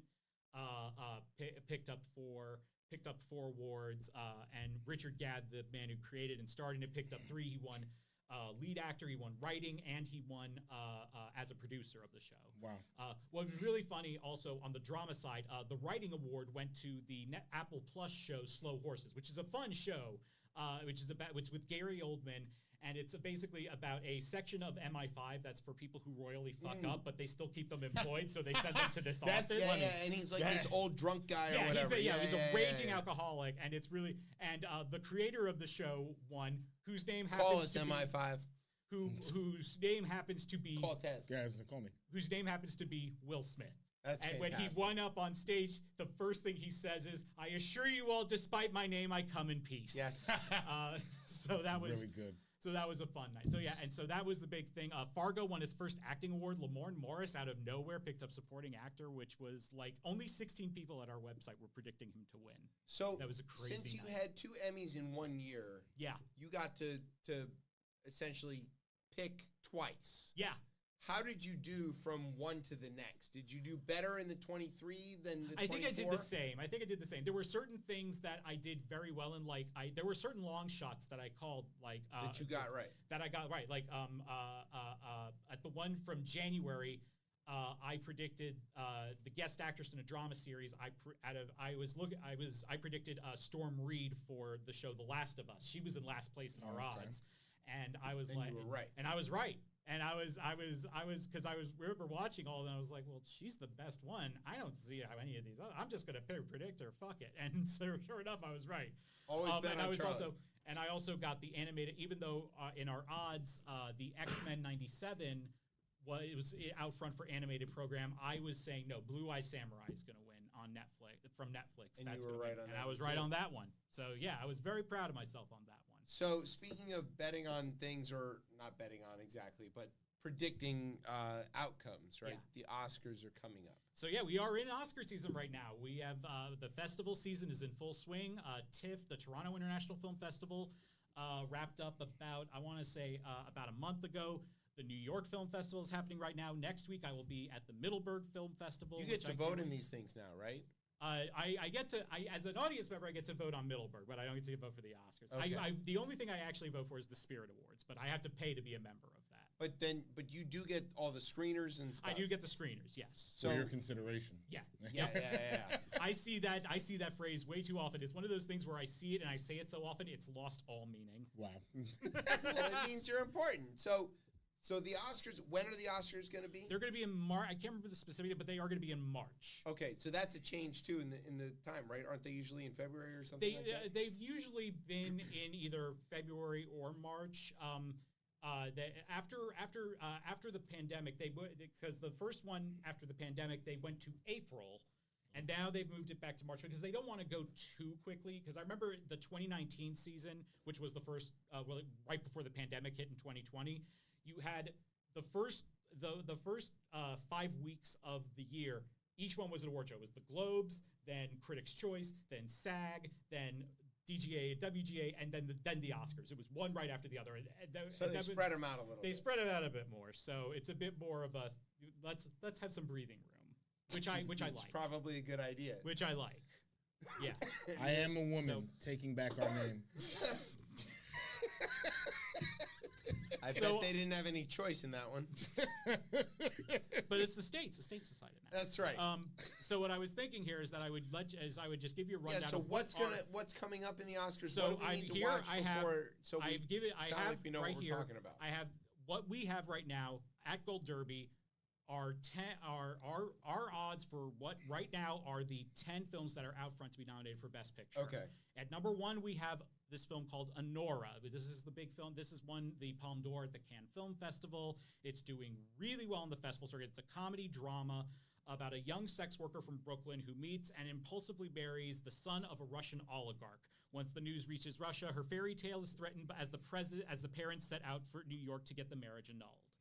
It's the latest from Sean Baker, who did The Florida Project, Red Rocket, and Tangerine. This is a very Oscar-y sort of movie. Yeah, kind of, but Sean Baker's has never really been that fortunate at the Oscars. The most has been The Florida Project, which got Willem Dafoe a Best Supporting Actor nomination. Yeah, but this plot idea is a thing that like mainstream America is not going to see this movie. But like all of the you never know though. Like a film like Parasite, back in 2019, a South Korean film hit the zeitgeist and it just hit it in the right way. Yeah. And the same studio that was behind Parasite, Neon, is behind got behind. Well, I just Nora. mean that this is one of those things that I don't know how to call this. The people who are better than me will all see this movie, and the people who are me or not lower. Yeah. Will not see this movie because we'll be watching Minions or something like that. Yeah. Or you could see The Wild Robot, which I just saw this weekend. I want to see that. It's got that duck. It's a goose. Is it cute? Okay, it is very cute, and I was crying by the end of Okay, It was well, so. those It was movies so all good. make me It was cry. so. It was so good. I love those movies. Okay, so we've yeah, so got that's at the top marrying spot right Russian now. oligarchs. All right, that's The number second, one. the number 2 is a film called Emilia Perez. This is a film from French director Jacques Audiard. It is a Spanish language film. It is about a talented but underappreciated lawyer at a Mexican law firm is contacted by a notorious cartel leader to help the leader retire so they can live authentically as a woman. And so it is about it's a crime comedy. I am a woman taking back our name. Yes! But here's the kicker. French director, Spanish language. It's a musical. About It's trans about people, a trans cartel drug leader who is seeking This is everything. This should win. And here's the great thing for you. I want to watch here's the thing. this. It's going to be on Netflix. It's I Netflix. gotta see this. It's Netflix. It's coming out, I believe, either later this month or next month. This is It the is most it is with- chip-chat kind of film you could imagine. At the Cannes Film Festival, it won both the jury prize and the Best Actress award for the 4 main women including trans actress Carla Sofia good, so there's Gascon. a representation It is of an actual that. trans actress who is playing this, but also Zoe Saldana is in this as well, and Selena Gomez. Is also there in is it. there like a lesbian best friend or something like that? One of them is bound to be. Gotta be. Yeah. Subarus abound everywhere. I'm not That's seeing very this true. anywhere on Blue Sky. That's I remember when I first read the plot of this, when I was previewing the Cannes Film Festival titles, and I was like, no. Yeah, I was like, there's no way. This is And the then, kind of a movie that when people make fun of. yes. Yeah. Okay. All right. I'm So with yeah. you. So next we have Conclave, which is the one I am personally the most excited about. After the sudden About the death, Pope? after the sudden death of the Pope, the This cardinal. looks good. See, I knew. Oh, is that one of the titles? no, that's After not. the sudden death of the Pope, the cardinal tasked with leading the election of his successor finds himself at the center of a conspiracy that could rock the foundations of the church, starring Ralph Fiennes, Stanley Tucci, John Lithgow, and Isabella Rossellini. Whoa. Directed by Yeah. Edward Berger, who directed the remake of All Quiet on the Western Front from a Whoa. couple of years ago. I am most excited about this one. You know I am fascinated by papal elections. Of course. So I cannot- wonder what scandal. I can't. That's what I'm wondering too. That's what I'm wondering, because if that's supposed to be a mystery, I'm like, well, we are. Exactly. So what is the scandal? Like, Yeah. it can't be that. Look, if you like smoking brisket, you might like smoking popes. There's a lot of. Look We for the smoke colors. meat. Popes. The Yeah. meat is so tender and holy. Yeah, right. Um, No, when it turns to white smoke, they know they got the right one. That's how that works. I'm not making that up. Yeah, not. Next, we have a movie called The Brutalist, which has been It's about getting a lot architecture. of- I Yes, thought it the is. same. It It is. is. really? Okay. It It's is. the FBI building. It's about Ding, ding, ding. Look at you. I thought the same thing. Look was at about that. Hungarian architect Laszlo Toth and his wife Erzsébet flee post-war Europe in 1987 to rebuild their legacy and witness the birth of modern America. Their lives are changed forever by a mysterious and wealthy benefactor. Starring Adrian Brody. He's getting a lot of talk right now. That if he were to get nominated, it would be his first since his win 22 years ago Was for that The Pianist. piano one? Yeah. Yep. Okay. Adrian Brody, Felicity Jones, and Guy Pearce. Is it in DC? I mean, we're like brutalism central. It No is. kidding. You walk around the LaFont Plaza Yeah, area. I'm saying. Do we get anything it's in this brutal. movie? I'm hoping so. We'll see. It's I'm gonna be seeing haven't it. seen I'm it yet. seeing it. I'm seeing it next Friday. I'm seeing All it right. next Friday. If it is set in DC or has anything to do with it, and they have traffic lights across the street, don't vote for it. Yeah, I won't. Banned. I won't. No, trust me. I'm gonna be one of those locals going, that's not real. That's not how that works. Yeah. Next is one that's already come out called Sing Sing, about a man who's imprisoned at Sing Sing for a crime he didn't commit, but he finds purpose by acting in a theater group alongside other incarcerated men in this story. And it's based on a real program that's been implemented in prisons with Coleman Domingo, who was in the Rustin biopic from last year, and Clarence Macklin is also in it, and Paul Raci. Next, we have Dune Part 2, which is actually getting, I'm still a little skeptical. It's going to have to keep, sustaining its momentum. Yeah, it's been out for a while. But yeah, it's been out for a while. That's the thing. But then again, Everything Everywhere All at Once. Remember, that came out in March and sustained its momentum throughout that. Because whole it was thing. Everything Everywhere All at Once. Exactly. Even I saw that movie. Let's see. Then we have Blitz, which is the new movie from Steve McQueen, who It's made about football. No, it is not. The arcade game? What? It's from Steve McQueen, the man who made 12 Years a Slave and Widows. It's about a young boy is sent by his mother to live in the English countryside to protect him during the Blitz of London. But the boy embarks on a dangerous adventure to reunite with her and home with Saoirse Ronan and Harris Dickinson. Then this is going to be an interesting one. This is the closing night film at Middleburg, Nickel Boys. It's about the powerful friendship between two young African-American men navigating the harrowing trials of reform school together in Florida.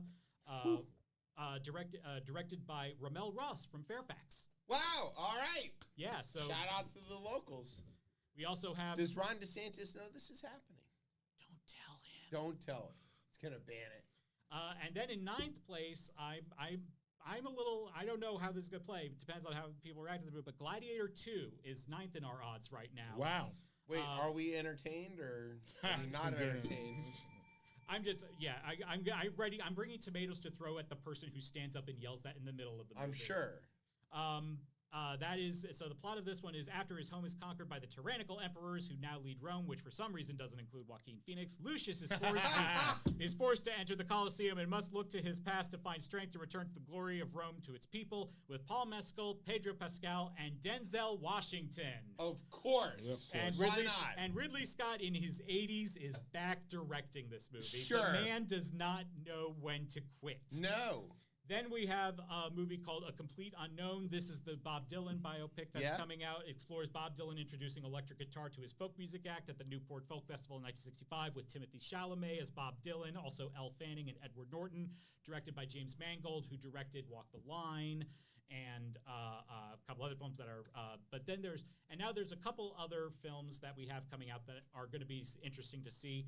One is called September 5, which is tells a story of what happened at the Munich Olympics, but from the perspective of the broadcast journalists. So they're covering because there was that whole thing about the rescue mission. Yeah. And then like 5 o'clock came, nothing happened. 5:15 happened, and then all of a sudden they're like, yeah, they had a TV in the room. They knew everything, so they knew that we were coming. They knew. Oh my goodness. So that's good. That's going to be a fascinating one.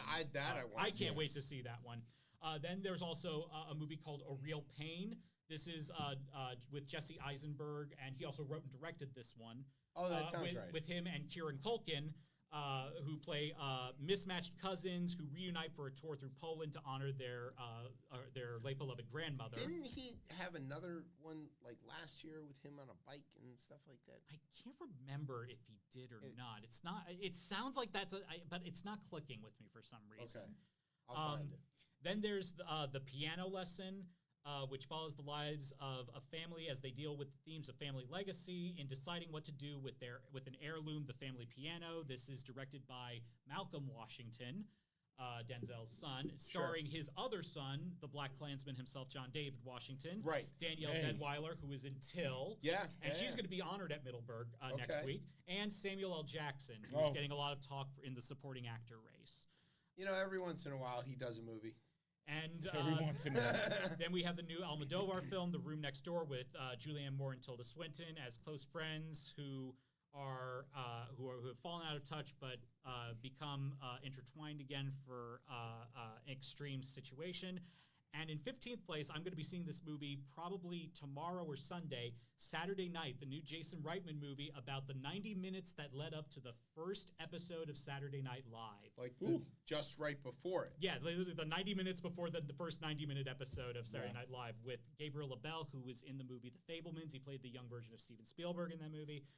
Dylan O'Brien plays Dan Aykroyd. Corey Michael Smith plays the man who has burned the most bridges in show business. Chevy Chase. And Matt Wood is John Belushi. It's the new Jason Reitman film. Jason Reitman directed Juno, Up in the Air, and Thank You for Smoking, who's the son of Ivan Reitman, the man who directed Ghostbusters. Right. So, and which a lot of SNL connection there, of course. Exactly, yeah. So that I'd be really interested in. Is that supposed to be kind of like a documentary type of thing, or true story? Like a docudrama, kind of. And I think it's supposed to, like, it's one of those things that just amplifies the chaos of everything. Sure. So that's what I've seen from the trailers, that I saw. Who plays Lorne? Gabriel LaBelle. Okay. Yeah, he's the main guy in that movie. But you also have like I know Willem Dafoe plays one of the NBC executives in it. Ebersol, I'm sure. Yeah, he doesn't play Ebersol because I think he's too old to play Ebersol. But Dick Ebersol is also a main character, obviously. Of course, yeah. Yeah, and as someone who's, we've both read a ton about. Did you ever read Tom Shale's book? I did. That's a great book. It's one of my Tom favorite Shales things. Tom Shales was a dick, but the book is great. I am deeply SNL.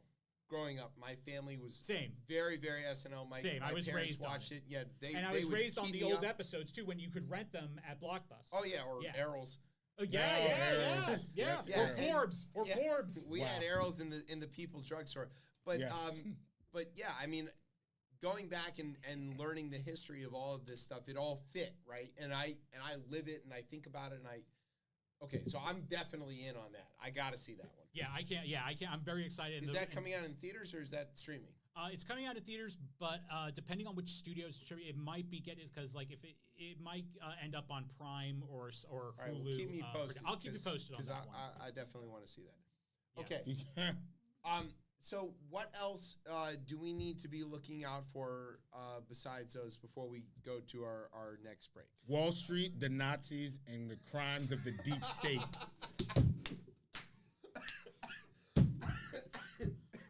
This is a fantastic bit. You should do this forever.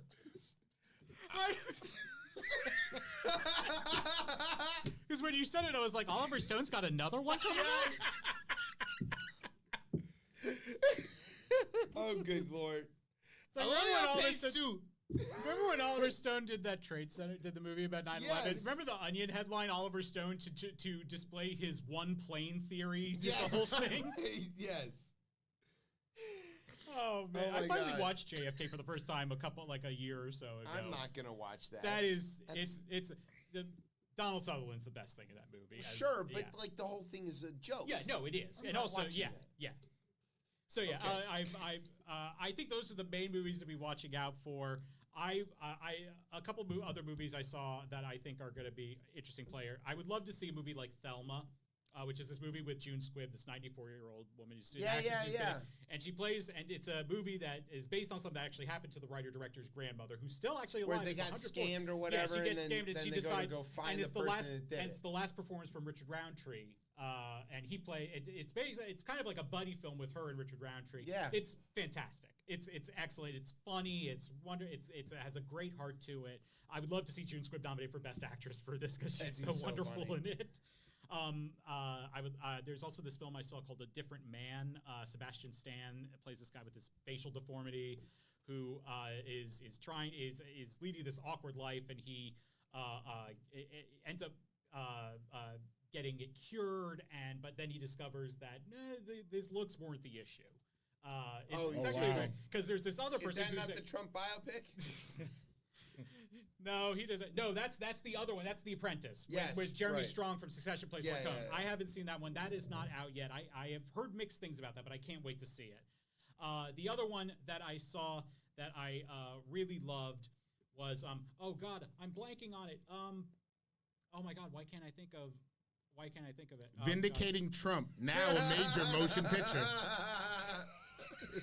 God damn it. God damn it!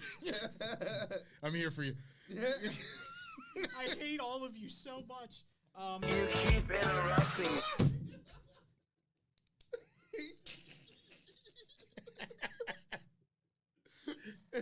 And this is why we can't have nice things. No, it's the Met Gala and Tales of Saints and Seekers. This cover is insane. Look at this.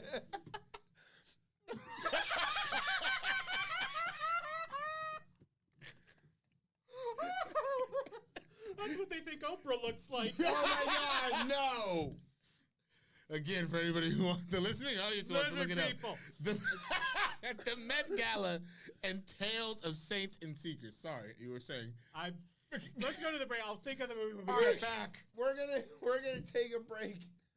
When we come back, we've got a test talk and some other stuff. It's gonna be crazy.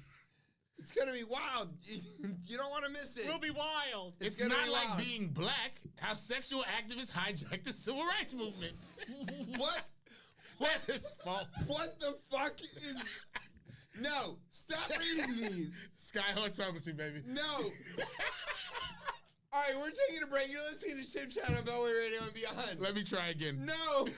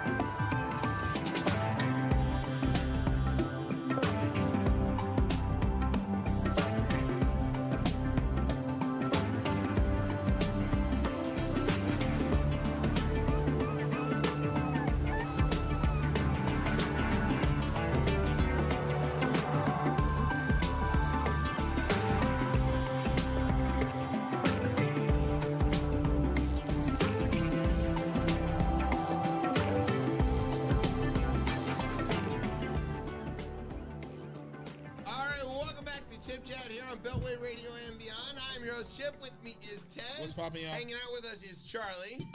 Say hi to the people, Charlie. Hi to the people, Charlie. There you go. All right, so now we would normally do the Tez talk, but we do have something that we needed to correct. I forgot. So the one film I forgot that I don't know if it'll be a big Oscar player, but you should definitely see this movie. It's called The Substance. I heard about that. Okay, yeah, I was actually thinking of you. about I was it. actually thinking of you when I was preparing for this today.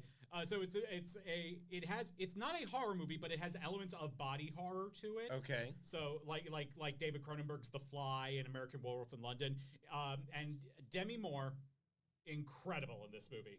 She plays an aging actress who's now hosting a fairly successful exercise show, but she hits the dreaded milestone of turning 50. Oh, no. Oh, no. But she finds out about this thing called the substance, which creates a newer, younger, more improved version of yourself. But there are certain rules you have to play by if you're going to use this thing. And her new self kind of decides to say fuck it with the rules. Okay. It is twisted. It is crazy. Who plays the younger Demi Moore? Margaret Qualley. Okay. She's been in a lot of things recently. She also happens to be the daughter of Andy McDowell. Okay. And she's fantastic in it. Dennis Quaid is also in it as the head of the network, who I have never been so disgusted watching someone eat shrimp before. Okay. There's a scene, you'll know the scene when you see it. No. But it is a batshit insane movie in the best way possible. I highly recommend it. I love that movie, so I loved that movie. Okay. Now for something completely different. Quoting. Look at these dead ass birds. Yeah. All right. So Tez, what's Bob Woodward up to? The total state, how liberal democracies No, became that's not- tyrannies. Thank you for waiting until I was done. I got you. I'll let you continue. No. Sorry. This is. I had another one there, but I was like, that's kind of offensive. That's kind of okay. that one. All right. Yo, man, that's not cool. That one there is not cool. No, obviously, journalism is alive. Right? It is. It is alive. Yeah. Still alive, actually, right? Obviously, It's pledge drive this week on WAMU, by the way. Yeah, so, you know, if you're donate. tired of listening to them begging for money, you can listen to old episodes of ChipChat. Oh, wow. Okay, of course. No, Bob Woodward, as he seems to do, I think he's on kind of a 4-year. Feels like he's on every 3 to 4 years. He's going out and doing real journalism, and he actually uncovered some things I thought was actually rather shocking. I don't know if maybe we're beyond shocked, I guess, at this point. But I thought I'm interested what you think is shocking out of what he uncovered, because to me it all seemed kind of like, First one there, the corona test, right? Yeah. And that, I think, to me was shocking. And for folks who haven't read it, it's like when Trump was in office in 2020, he sent the coveted test for the disease to Russian President Which Vladimir. were in short supply. Yeah, at the time. exactly. A lot of people You might nobody forget could that. get him, right? You And couldn't he find sent them. them to Remember, Putin. he was the one who said at the CDC in Atlanta, anyone who wants a test, get it. And everyone's like, no. Yeah, so obviously there weren't tests, but he sent the few that there were. He sent them to Putin. Some might say that's an act of treason. Technically, you got to be at war to be committing treason. We'll just add it. We'll put it on his tab. Yeah, We'll put it right. We'll just put it right. Exactly. give it to Flynn. And they talked about how Putin was obviously petrified of contracting deadly illness. And he accepted supplies but cautioned Trump not to reveal that he had shared them for concern for the political fallout that the U.S. president would suffer. The U.S. president would suffer. I think he would. I think it was a twofold thing. First, Right. he was afraid it would make him look weak. Exactly. Let's start But there. also, he likes having Trump in the White House, and he thought that would make All right, Trump here, look weak. do it. There's the line right there. So do it in Putin. Oh, God. Someone's going out the window. Please don't tell anybody you sent these to me. You gotta give some credit to the death squads. Right, yes. and then Trump's response was? He says, I don't care. I don't care. Fine. Yeah, that's right. Yeah. I'm not shocked by any of But that, for the United States president, take Trump out of it because he's still the United States president. to do that is insane. The thing that's shocking to me is that we're only finding out about this now because of how many people had to be involved in doing this thing. That couldn't, because also why none of them talked. Because also no one could talk because that would actually tank. They all signed NDAs. Right. But that also tanked the election too, right? You can't have that. And at that point it was just loyalists. Yeah. Remember, it's 2020 at that point. I guess so. There were at that point, other than just like the cabinet secretaries themselves, it was. But loyalists. there's like FedEx people involved. Like somebody's got to know. You know, the stuff's don't know what's in the boxes. Yeah. Well, fair enough. Okay. I mean, and also in this, right? They mentioned, which again, the book War suggests that Trump and Putin may have spoken as many as 7 times since Trump left the White House in 2021. Kind of interesting. We're gonna revisit that. Well, we'll revisit that right there. Yep. So I mean, that was also part of that. Pin in that one. This one obviously not really surprising that Biden likes to cuss. Me too. Yeah, the man is an Irish Catholic boy from Pennsylvania and Delaware. Of course, he curses. That's like what he does. The only thing that's surprising about him is that he doesn't drink. That is the one. That is shocking. That's shocking. And I think actually the most impressive thing is that he doesn't slip. He doesn't cuss in public. Well, yeah, he only. I think the last big one was big fucking deal. Yeah, but that was a lot of people. But use this but here's the thing: son of a you may bitch. not You remember got that one too. You may not remember there was a near slip. The vice presidential debate in 2012 against Paul Ryan. Yeah. Oh yeah. Now most people were talking about him saying malarkey and everything. Yeah. But at another point, I think soon after that, after Ryan, lied about a bunch of shit, he said, "You saw Biden go, that's a bunch of stuff." Yeah. And you could tell he was like, that's a load of shit. The thing I like about him is when he's about to say the thing and he goes, I got to be careful here. And then you know that is shorthand for this fucking guy. I can't, exactly. Or he's about to say something that does not fly in 2024. Nah. You know that's a sometimes thing. Yeah. You know that's a sometimes thing. It is. But I think that that's one of the things that Biden and Harris share most in common is their ability to restrain themselves when the word motherfucker comes up and they replace it with former president. I will say, I actually think that Kamala, just with her facial expressions, is great at substituting it with her facial expressions. Like this.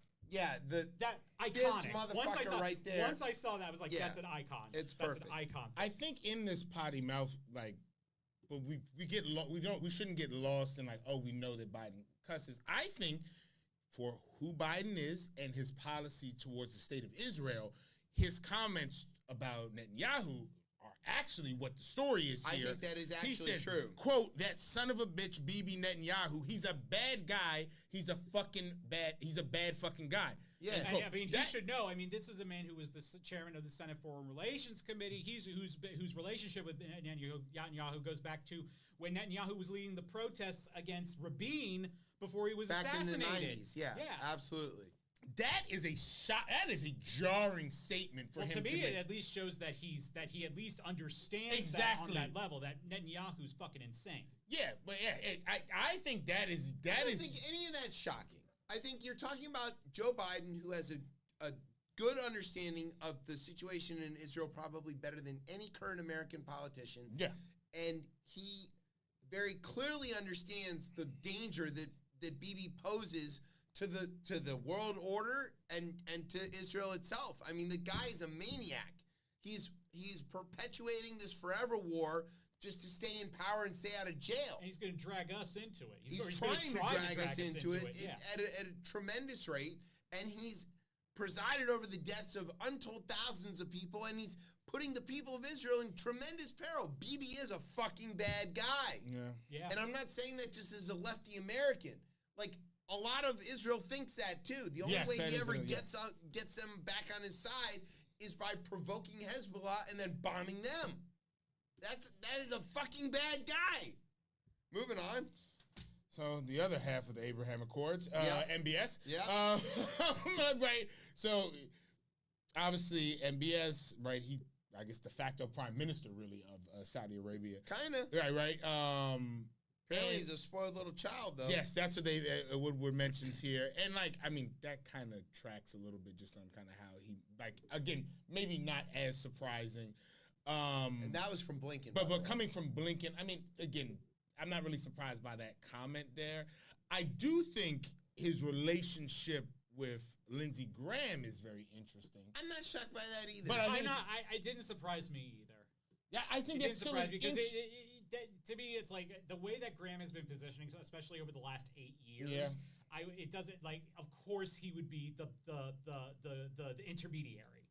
He makes perfect sense like that. If you can't use Jared, use him.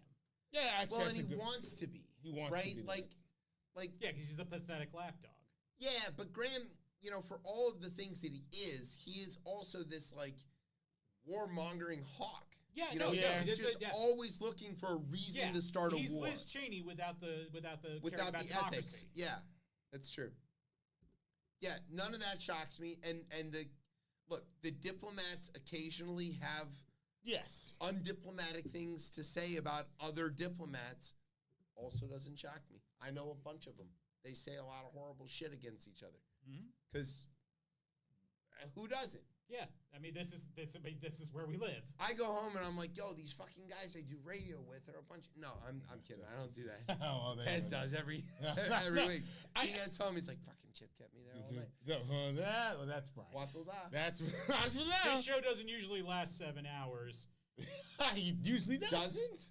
Exactly. Okay. Thanks, Charlie. But all of a sudden, we decided to be the fish version of talk radio.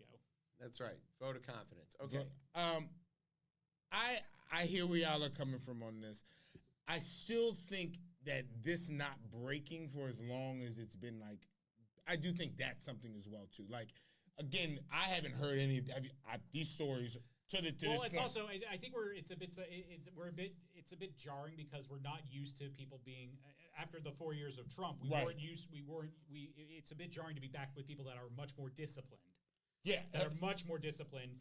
And you don't have as many people that are as eager to go to the press. Everybody was going to the press in that administration. I think that's probably the right call here. Is that for a long time, State Department was pretty quiet.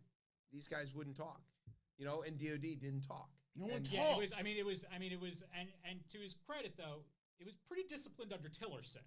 Yeah, but then when Pompeo for like came 6 weeks. Yeah, but then when Pompeo came in.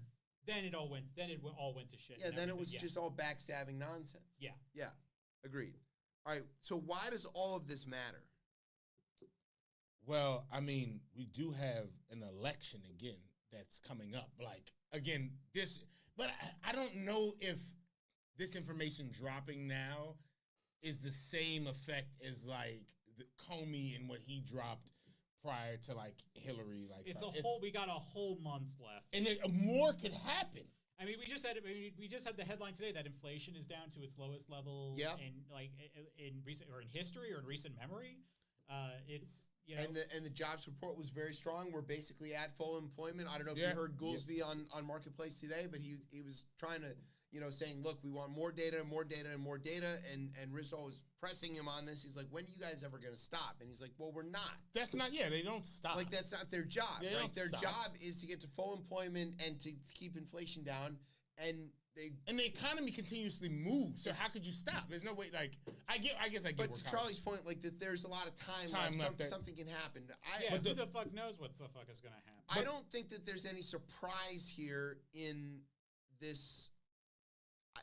This is a bit of a nothing book when it comes to what Woodward usually turns out. There's no revelation here. I think there's a time in American politics where if you are, let's just take the 80s, right? If Ronald Reagan, if there was some type of, was sending tests to Noriega. Yeah, like. Yeah, I understand. Yeah, imagine if it was arms for hostages. Well, Whatever. What? That's in Nicaragua? That never happened. Calm down, Ollie North. Yeah, I understand, but like, first of all, you're probably not going to tell me something awful about Donald Trump and his relationship with Putin or anybody else that I'm going to be like, oh, now we got. But we should be shocked by that. We should We're be. so past that. We should be. We're so past that. He's out here doing God knows what. I mean, look at the list of... We're here saying, oh, God, he sent COVID tests to Vladimir Putin. He also took pictures of North Korean intelligence in front of people in Mar-a-Lago like the first week he was elected. There is a Logan Act, as we have in this, like, which there could be, like... So that's why it matters. That's right? why it could be like if we took the law. If he's on the phone with Putin making promises for what happens when he either reassumes power or takes it, that is a very big problem. I'm not sure it's prosecutable because it's hard to prove and you'd have to take the word of the Russians over it. Right. But, like, it isn't shocking. None of this is shocking. That Trump is in constant communication with his handlers doesn't surprise me. That he owes Putin an infinite number of favors, corona tests or anything else, doesn't shock me. One that we didn't put in here, though, was the communication with the Russians around, like, the fake, like, dirty bomb that Ukraine was dropping and the and them trying to smooth over, making sure there's no tactical nuclear bomb used. That doesn't move the needle at all. That a nuclear weapon? It does to people who are serious, but those people are already decidedly not going to vote for Trump. For the people who are possibly going to vote for Trump, and I'm already throwing the Trumpistas clean out of this. Yeah. I'm talking about the people who you believe exist, who I don't, the independents. The idea George H.W. Bush Republicans. No, those people have long since abandoned Trump. They're all Cheney people.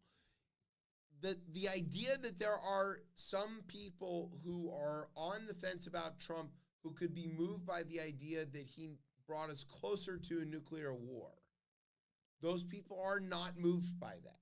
Crazy. Because Trump has done so many things that have brought us closer to nuclear war, and if they're still considering voting for him, none of that shit has mattered previously. And let's also face it, a lot of these people welcome death because they seek the afterlife.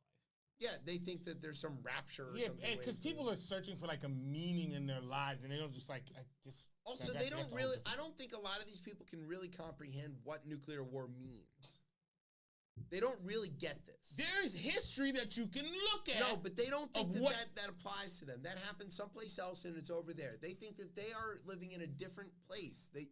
Trust me, these people. No, I'm actually on the same page. They're not. They don't really contemplate how terrifying. Because terrifying. Because the way it's like they don't think climate change is terrifying either. Well, I mean, like I've been someone who's like I'm fascinated about that for the weirdest reasons. Like I remember back when I lived at Falls Church, I used to. When Trump first got elected and when the fire and fury shit was going on with North Korea, I actually went to those websites where you can run the simulations of the nuclear blast, and so I was running them like. What does this mean for me? We're all Washingtonians. We've all grown up here our whole lives. We've all basically lived with the comfort/fear that we don't have to worry about this because we'll be annihilated in the first minute. Well, Falls Church actually is more like a survivable area. Like where I was, out by Tyson's. All right. Well, I'm just basically assuming growing up in Arlington that where I am dead. Now. No, where I am now. Dome comes across the city and blocks it away. I'm going to be vaporized, and that's fine. And even where I live now, I consider it basically we're done. So I just stopped. There's only one thing we can take solace in is that the way that the wind stream works is that all the radiation will go north. Yeah, and west or east. But if you're in Baltimore, you won't be able to tell. But yeah, I mean, to quote Dr. Strangelove, or how I learned to stop worrying about the bomb, it does feel like that, and I live my whole life. I'm not saying we wouldn't get our hair musked, but I do say no more than 10 to 20 million killed. Tops. Depending on the breaks. Right. This is the war room, gentlemen. Yeah. Okay. I've never proved anything like this. Our source was the New York Times. I'm not shocked by any of this. I'm not even surprised by any of this. It just confirms stuff I've already assumed he did. Woodward could come out. I'm glad that but also too, I'm glad that it's been confirmed. If he assisted with the allies, with our allies, that would surprise me. Right. If it turned out he was helping Ukraine, that would shock me. Yeah. If Woodward came out with a book with definitive proof that J.D. Vance is a couch fucker, I'd be like, well, of course he is. Like, I'm not shocked by that. I know that. If he came out with a book that said Paul Gosar's mother tried to kill him when he was a kid, that wouldn't shock me either. Like, these things are not surprising to me. He had that face when he came out of the womb. Right, yeah, he was already looking like that. That's terrifying. I've got children. If they looked up at me looking like that, I don't know. Yeah, you go kill it. I don't know about that. Maybe It's the only time you would support a post-birth abortion. Well, you just put it on the table, and the doctor says, Yeah. And then Ralph Northam comes and kills it for you. That's gonna get clipped, and Marjorie's gonna turn this into it. Oh my God! Someone's gonna get clipped. Jasmine Crockett, can you please listen and fight back? Yo, fake eyelashes. Yeah. Oh my God! We don't need a song written about us. All right. America Betrayed: How a Christian Monk Created America and Why the Left is Determined to Destroy Her. What? I'm not reading that. All right. You want to do some news? News. This one's about Brian. Yeah. All right. This is about the bus. Yeah, the bus, the good old bus. So Tez loves the bus. I love the bus. Jerome Bettis? Yeah. Yes. No, the Metro bus. Yeah. So what's going on with the bus? Well, my friends keep telling me I should stop riding the bus. Why? They're just like, you should. I ride the bus at like random times. It gets you where you need to go. Where I need to go. Yeah. And you don't have to pay for it, apparently. I pay for it. I try to keep this. You're one of the 30% that pays for it. Yes, I'm one of the 30%. That surprised me is that non-payment rate was that high on Metro bus. 70% doesn't pay. And I see this like it's every time I've seen. It happens. Like, it's not just that it happens. Do you think it's possibly when they switch from primarily from cash to Smart Trip cards, or do you think that was still the case when it was still cash? I feel like the transfer era, everybody paid for the bus back then. Yeah. It's once they when got you had to off, get the little paper transfer. Yes, I think everybody paid back then. Yeah, because you wanted the paper transfer. Yeah. But once they got off of that and there was no currency to be exchanged, no, because the driver is not interested in policing that. And he's on a schedule. He doesn't want any of this. So he's like, whatever. Get on. I got. I think, and it's other jurisdictions like in Montgomery County. I think ride-on is still free. Arlington is free. Yeah, Art is free. Because and Q-Bus can be. Q-Bus isn't free. I don't think. I think it is if you've got an ID. If you have, I know. Even after I graduated, I used my Mason ID. Yeah. Yeah, and I mean, there's a battle between like. And DC isn't going to move to this, and Metro won't move to it because it's across so many jurisdictions that's where the problem it's tricky to try to like, this becomes free everywhere. Does it only become free in DC? I mean, I think you could actually execute that. I think you could, like, for the most part. There's too many lines now, especially with the reorganization that go from out to in and out. Yeah, I mean, you could. The circulator was free, right? And they did that on purpose, and then they got rid of that. The funding mechanism for Metro does become a problem to free bus access, because you do have to get buy-in from 3 jurisdictions, and if DC gives it away for free and Virginia and Maryland don't agree to that, they're footing the bill for it. I get all of that. What happens with the bus if it goes from DC? If it crosses a line, right? Yeah, it gets iffy. But that's been the Achilles heel of Metro for forever. Yeah, I think ultimately here, look, bus non-payment is a problem if you think that the bus can be self-supporting, but even if everybody paid, it still doesn't. Yeah. It still loses money. It still requires to be funded. I would be fine with treating all of public transit as a utility, that people have access to and they need it. I understand fare. There could be a fare, for the train and for the bus, but they nixed the problem with the train by putting in the gates. Yeah, that has changed. And they are seeing tremendous success. I haven't seen the new these high yet. gates. You can't there jump it them. is. And you can jump them. Oh, okay, so that's actually more like what they have in London. Yeah, and similar in New York as well. Well, no, they still got the turnstiles in New York. Yeah, some of them do. But I think that the success on Metro Rail is now got people paying attention on the bus. A little bit, yeah. How can I think we that's replicate the success on rail to the bus? And they've got these new fare boxes going in. There's one in the front and the back of the bus too, where you can board. Tap your card and keep moving. I noticed though, because I do ride the bus a lot, that a lot of times I go to pay and the actual it doesn't work. It doesn't work. So that was something that was mentioned in the article, that like the older boxes, the vast majority of them don't work. But the new ones that are going in should probably fix that, and I think they're Are these, slated to all be on done the bus or on the the train? on the bus. Okay. And they're at both doors on the bus, Yeah, which so you is can a critical enter. thing. Oh, okay. So they're on the center, the center doors. Exactly. As So well. you can enter in either door. Yeah, I think that if you make them work, even if people are doing it out of their like habit, I think I don't know. Also, too, and they'll probably argue, say we're not getting paid for it. But the bus service needs to be improved as well, too. Like that is the other thing.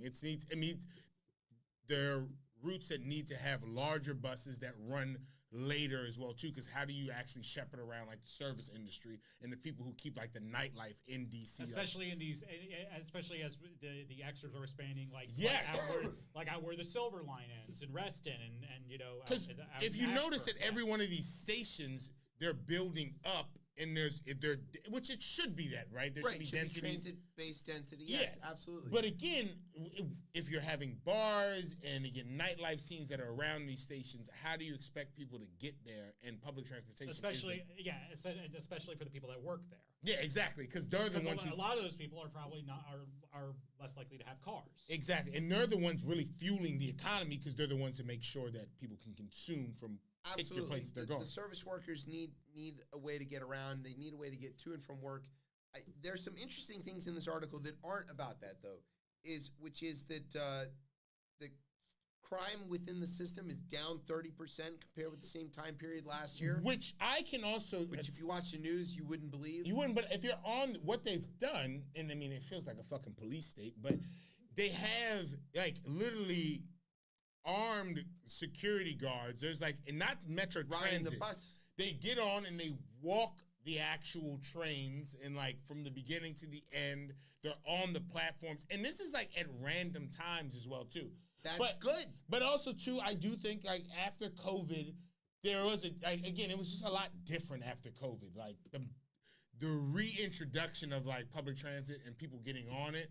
Kind of lawless for a little while. I get why they're doing it. I don't necessarily like it because, again, it feels kind of weird that you have these armed guards walking up and down. But I also see it in New York as well, too, which is it's deeper there. People have AK-47s. It's like the army that's there. Another thing that this article mentioned is that bus ridership in general is way up. Yeah. Way up. And if you'd asked us, I don't know, 5-6 years ago, before the pandemic about this, we would have said, like, nobody rides a bus. Yeah. But that is not true. Bus ridership is up and crime in the system is down. Yeah. And both of those things are not the story that you would get if you were watching the news. And apparently Metro is not currently on fire. Yeah, and they've got back to automated trains. Yes, automated trains, which is huge. That's how the system was set up to run. I don't know. I would like to see free buses. They should be free. I mean, but this is like the federal government should step up is here. where this should happen, because if we think about what Metro actually serves, if we think about the stations that actually like whether it's the Pentagon, Capital South, like Smithsonian, where the actual people are, like, again, I say, well, the Pentagon has a stop. It's one of the biggest in the system. Yeah. It also has one of the biggest bus hubs. Yeah, so the big bus hub is on too. Yeah, it's absolutely massive. So like the system is also built for the federal government. It wasn't built for residents of DC. And even if it's supporting the nightlife that's going on in DC, ultimately that is supporting the federal government because it's supporting the people who live here who work for the federal government. Yeah. So, like, the feds have a responsibility here. And in other countries where there are transit systems, especially in the capital, nobody bats an eye at this. Yeah, we need to do this. It's only here where somehow this has to be a profit-making enterprise, which seems crazy. You want to talk about another country? Yeah, let's go. Korea. There's two of them. There are two. Glorious DPRK. Yeah, there's the DPRK. There was DPRK news on Twitter, which was fantastic, and then I think they got shut down. But I love that. I am immensely fascinated by that country. It is crazy. So I actually was looking into traveling there at one point. I would not. Here's why. Here's the first part. There's two parts to the story.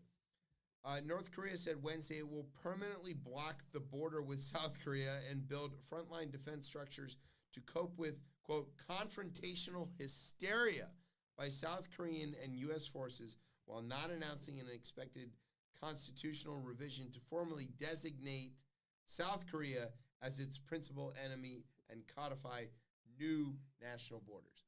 So, didn't they join the Olympics recently? Yes, at the Winter Olympics in 2018. They did that were in Pyeongchang, South Korea. Right. They did march under because at the Parade of Nations normally the host nation is the last one to come in. They both came in as a unified thing. Interestingly, also right before that, I did read that originally when the bid was first put in for the Seoul Olympics in 1988, that was originally going to be a joint bid between North and South Korea. Yeah, but to no avail. Yeah. So the North Koreans, there are a few links between the countries. There's some rail links, there's some roads and some bridges and things that connect the two across the DMZs. Notably at both coasts, there's these transit points, and then there's this huge industrial zone that was initially set up to allow North Korean workers to work for South Korean companies within the DMZ. And anyway, these links exist. The North Koreans have started doing things like dismantling them and planting landmines along them. Smart. Yeah, I don't know what they think is happening, but also that they're changed their constitution to make South Korea their primary enemy. Do you know what it was previously? The U.S. It was us. Yeah. And the Rockets and we don't will go not that stand far. for being number 2. Yeah, that's bullshit. We're the number one enemy. They need their Rockets to go where they can hit. Yeah, So I'm just trying it's to not figure out. really clear, like, why this all of a sudden. Well, aren't they still technically at war? Yes. Yeah. But so are we. Yeah, because it's only an armistice that was signed. Right. Yeah. So it's just like, why are you mining the? Because ultimately, what we know over history is they're gonna reopen these links at some point. They're gonna need this trade. There's gonna be talk of reunification. And they gotta undo all this stuff. Since you know nothing's already happening, you're better off to just leave it status quo but empty. Just leave it alone, and then, maybe you can open it up later. These strong men, they need something to rally on. You need something to go into a rally with and say. Well, it turns out they've got a reason. Oh.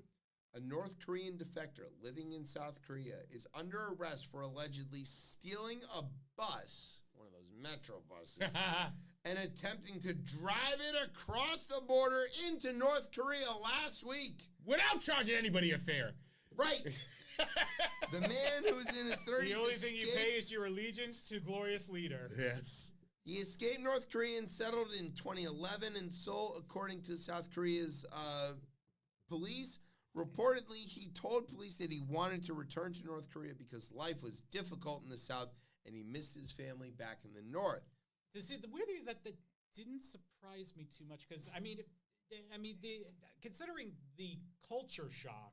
Sure. I mean, there have to be some people that do feel that. Apparently, this happens quite a lot. He was not the first North Korean defector who's attempted to return home. South Korea's unification ministry said 31 defectors re-entered the North from 2012 to 2022. That's in a 10-year period. 31 of them. An average of one about every 3. Re-entered. About 3 each year. I'm sorry, yes. The ministry report revealed that 71% of the defectors who re-entered North Korea resided in the South for less than 5 years. So they get to South Korea, they experience freedom and, dare I say, and separation from their families as well. Separation from family in their hometowns. They have a buffalo wing for the first time, and they go, oh my God, this is too much, and they freak out and they want to go home. I think we see this right with people who come out of jail. Stockholm syndrome. With they institutionalized and they're used to again, this regimen. Shawshank syndrome. Yeah. Right. It's too much. I can only imagine, this freedom shit is, again, it's too free. There's also a bunch of elderly defectors who wish to return because they miss their hometown. And that makes sense. I get that. That it's probably more and of that's that. Right, and that's definitely for them. I'm guessing for them that's also a very cultural thing. Yes. Yeah, I get that. It's probably more of that. I was like, all right, this is cool, but I can't even enjoy freedom with my family or anything like that. I might as well just go back. Although the society is generally democratic and capitalistic, South Korea welcomes North Korean defectors by providing basic education at the adaptation center for months before letting them walk out freely into society. Oh yeah, no, and that's a good thing because that is a process. It is huge. Yo. But the reality of adapting to a new way of life isn't always as easy for the defectors. That makes a lot of sense. So that's why they're mining the roads and like cutting the links. These guys escaped and they don't want them back. They're going to steal buses and drive back home. They're so successful in North Korea that people are breaking in to try to get back into North Korea. What a crazy idea. That's insane. God bless Little Rocket Man. Somebody send him some toilet paper since he doesn't poop. All right, that's it. That's all we got. We're on time. It's great. It's a fantastic show. Which means you hear the music? Do you hear? We do hear the music. Which means we've come to the end of the show. Thank you to Charlie. Yes. Now that the music's playing, I have a couple people I want to thank. I also want to thank my best friend and publicist. Sally Fields. No, sorry.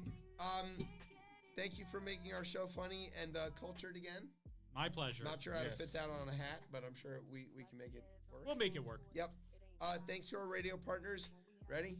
Kim Jong-un, Kim Il-sung, and Kim Possible. Thanks to NOTN for keeping us on for another week, maybe. Don't know. No idea. Thanks to our home on the interwebs, coplaymedia.com. And thanks, as always, to our family here at Beltway Radio for making us sound as smooth as Kanye's latest divorce. Okay, where can everybody get you on the social medias? Charlie. You find me on Twitter at Charles Bright, and you can read all of my writings at goldderby.com. There you go. All right, Tez, where can everybody get you? Live life like a kung fu master. No, stop. Debunking FDR, the man and the myths. No. Why Japanese internment was the one thing he did right. Oh, my God.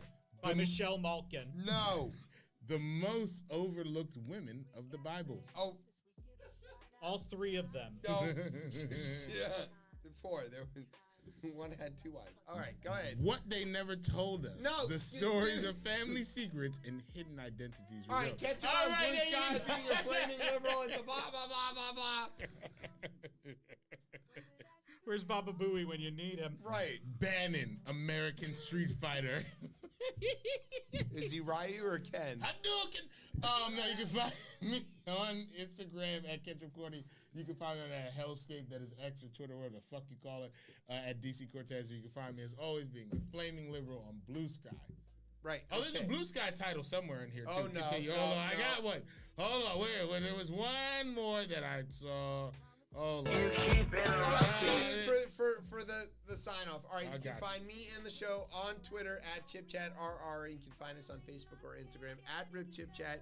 And you can, of course, find us every Thursday night here on Beltway Radio and beyond. I'm Chip. That's Charlie. That's Tez. That's Brian. You've been listening to Chip Chat on Beltway Radio and beyond. D-Trans, true stories of escaping the gender ideology cult. Mwah! If we get famous, we can give a shout out to Brian. To get us out on time is what he'd be trying. The show is like a custom feathered avian that knows words. How can we stay late when our guest is early bird? In conclusion, the message is to go out and serve folks, whether that's through art, music, or if you just tell jokes. We seek to medicate your ears, hope you eradicate your fears. And thanks for sticking with us through all of these years.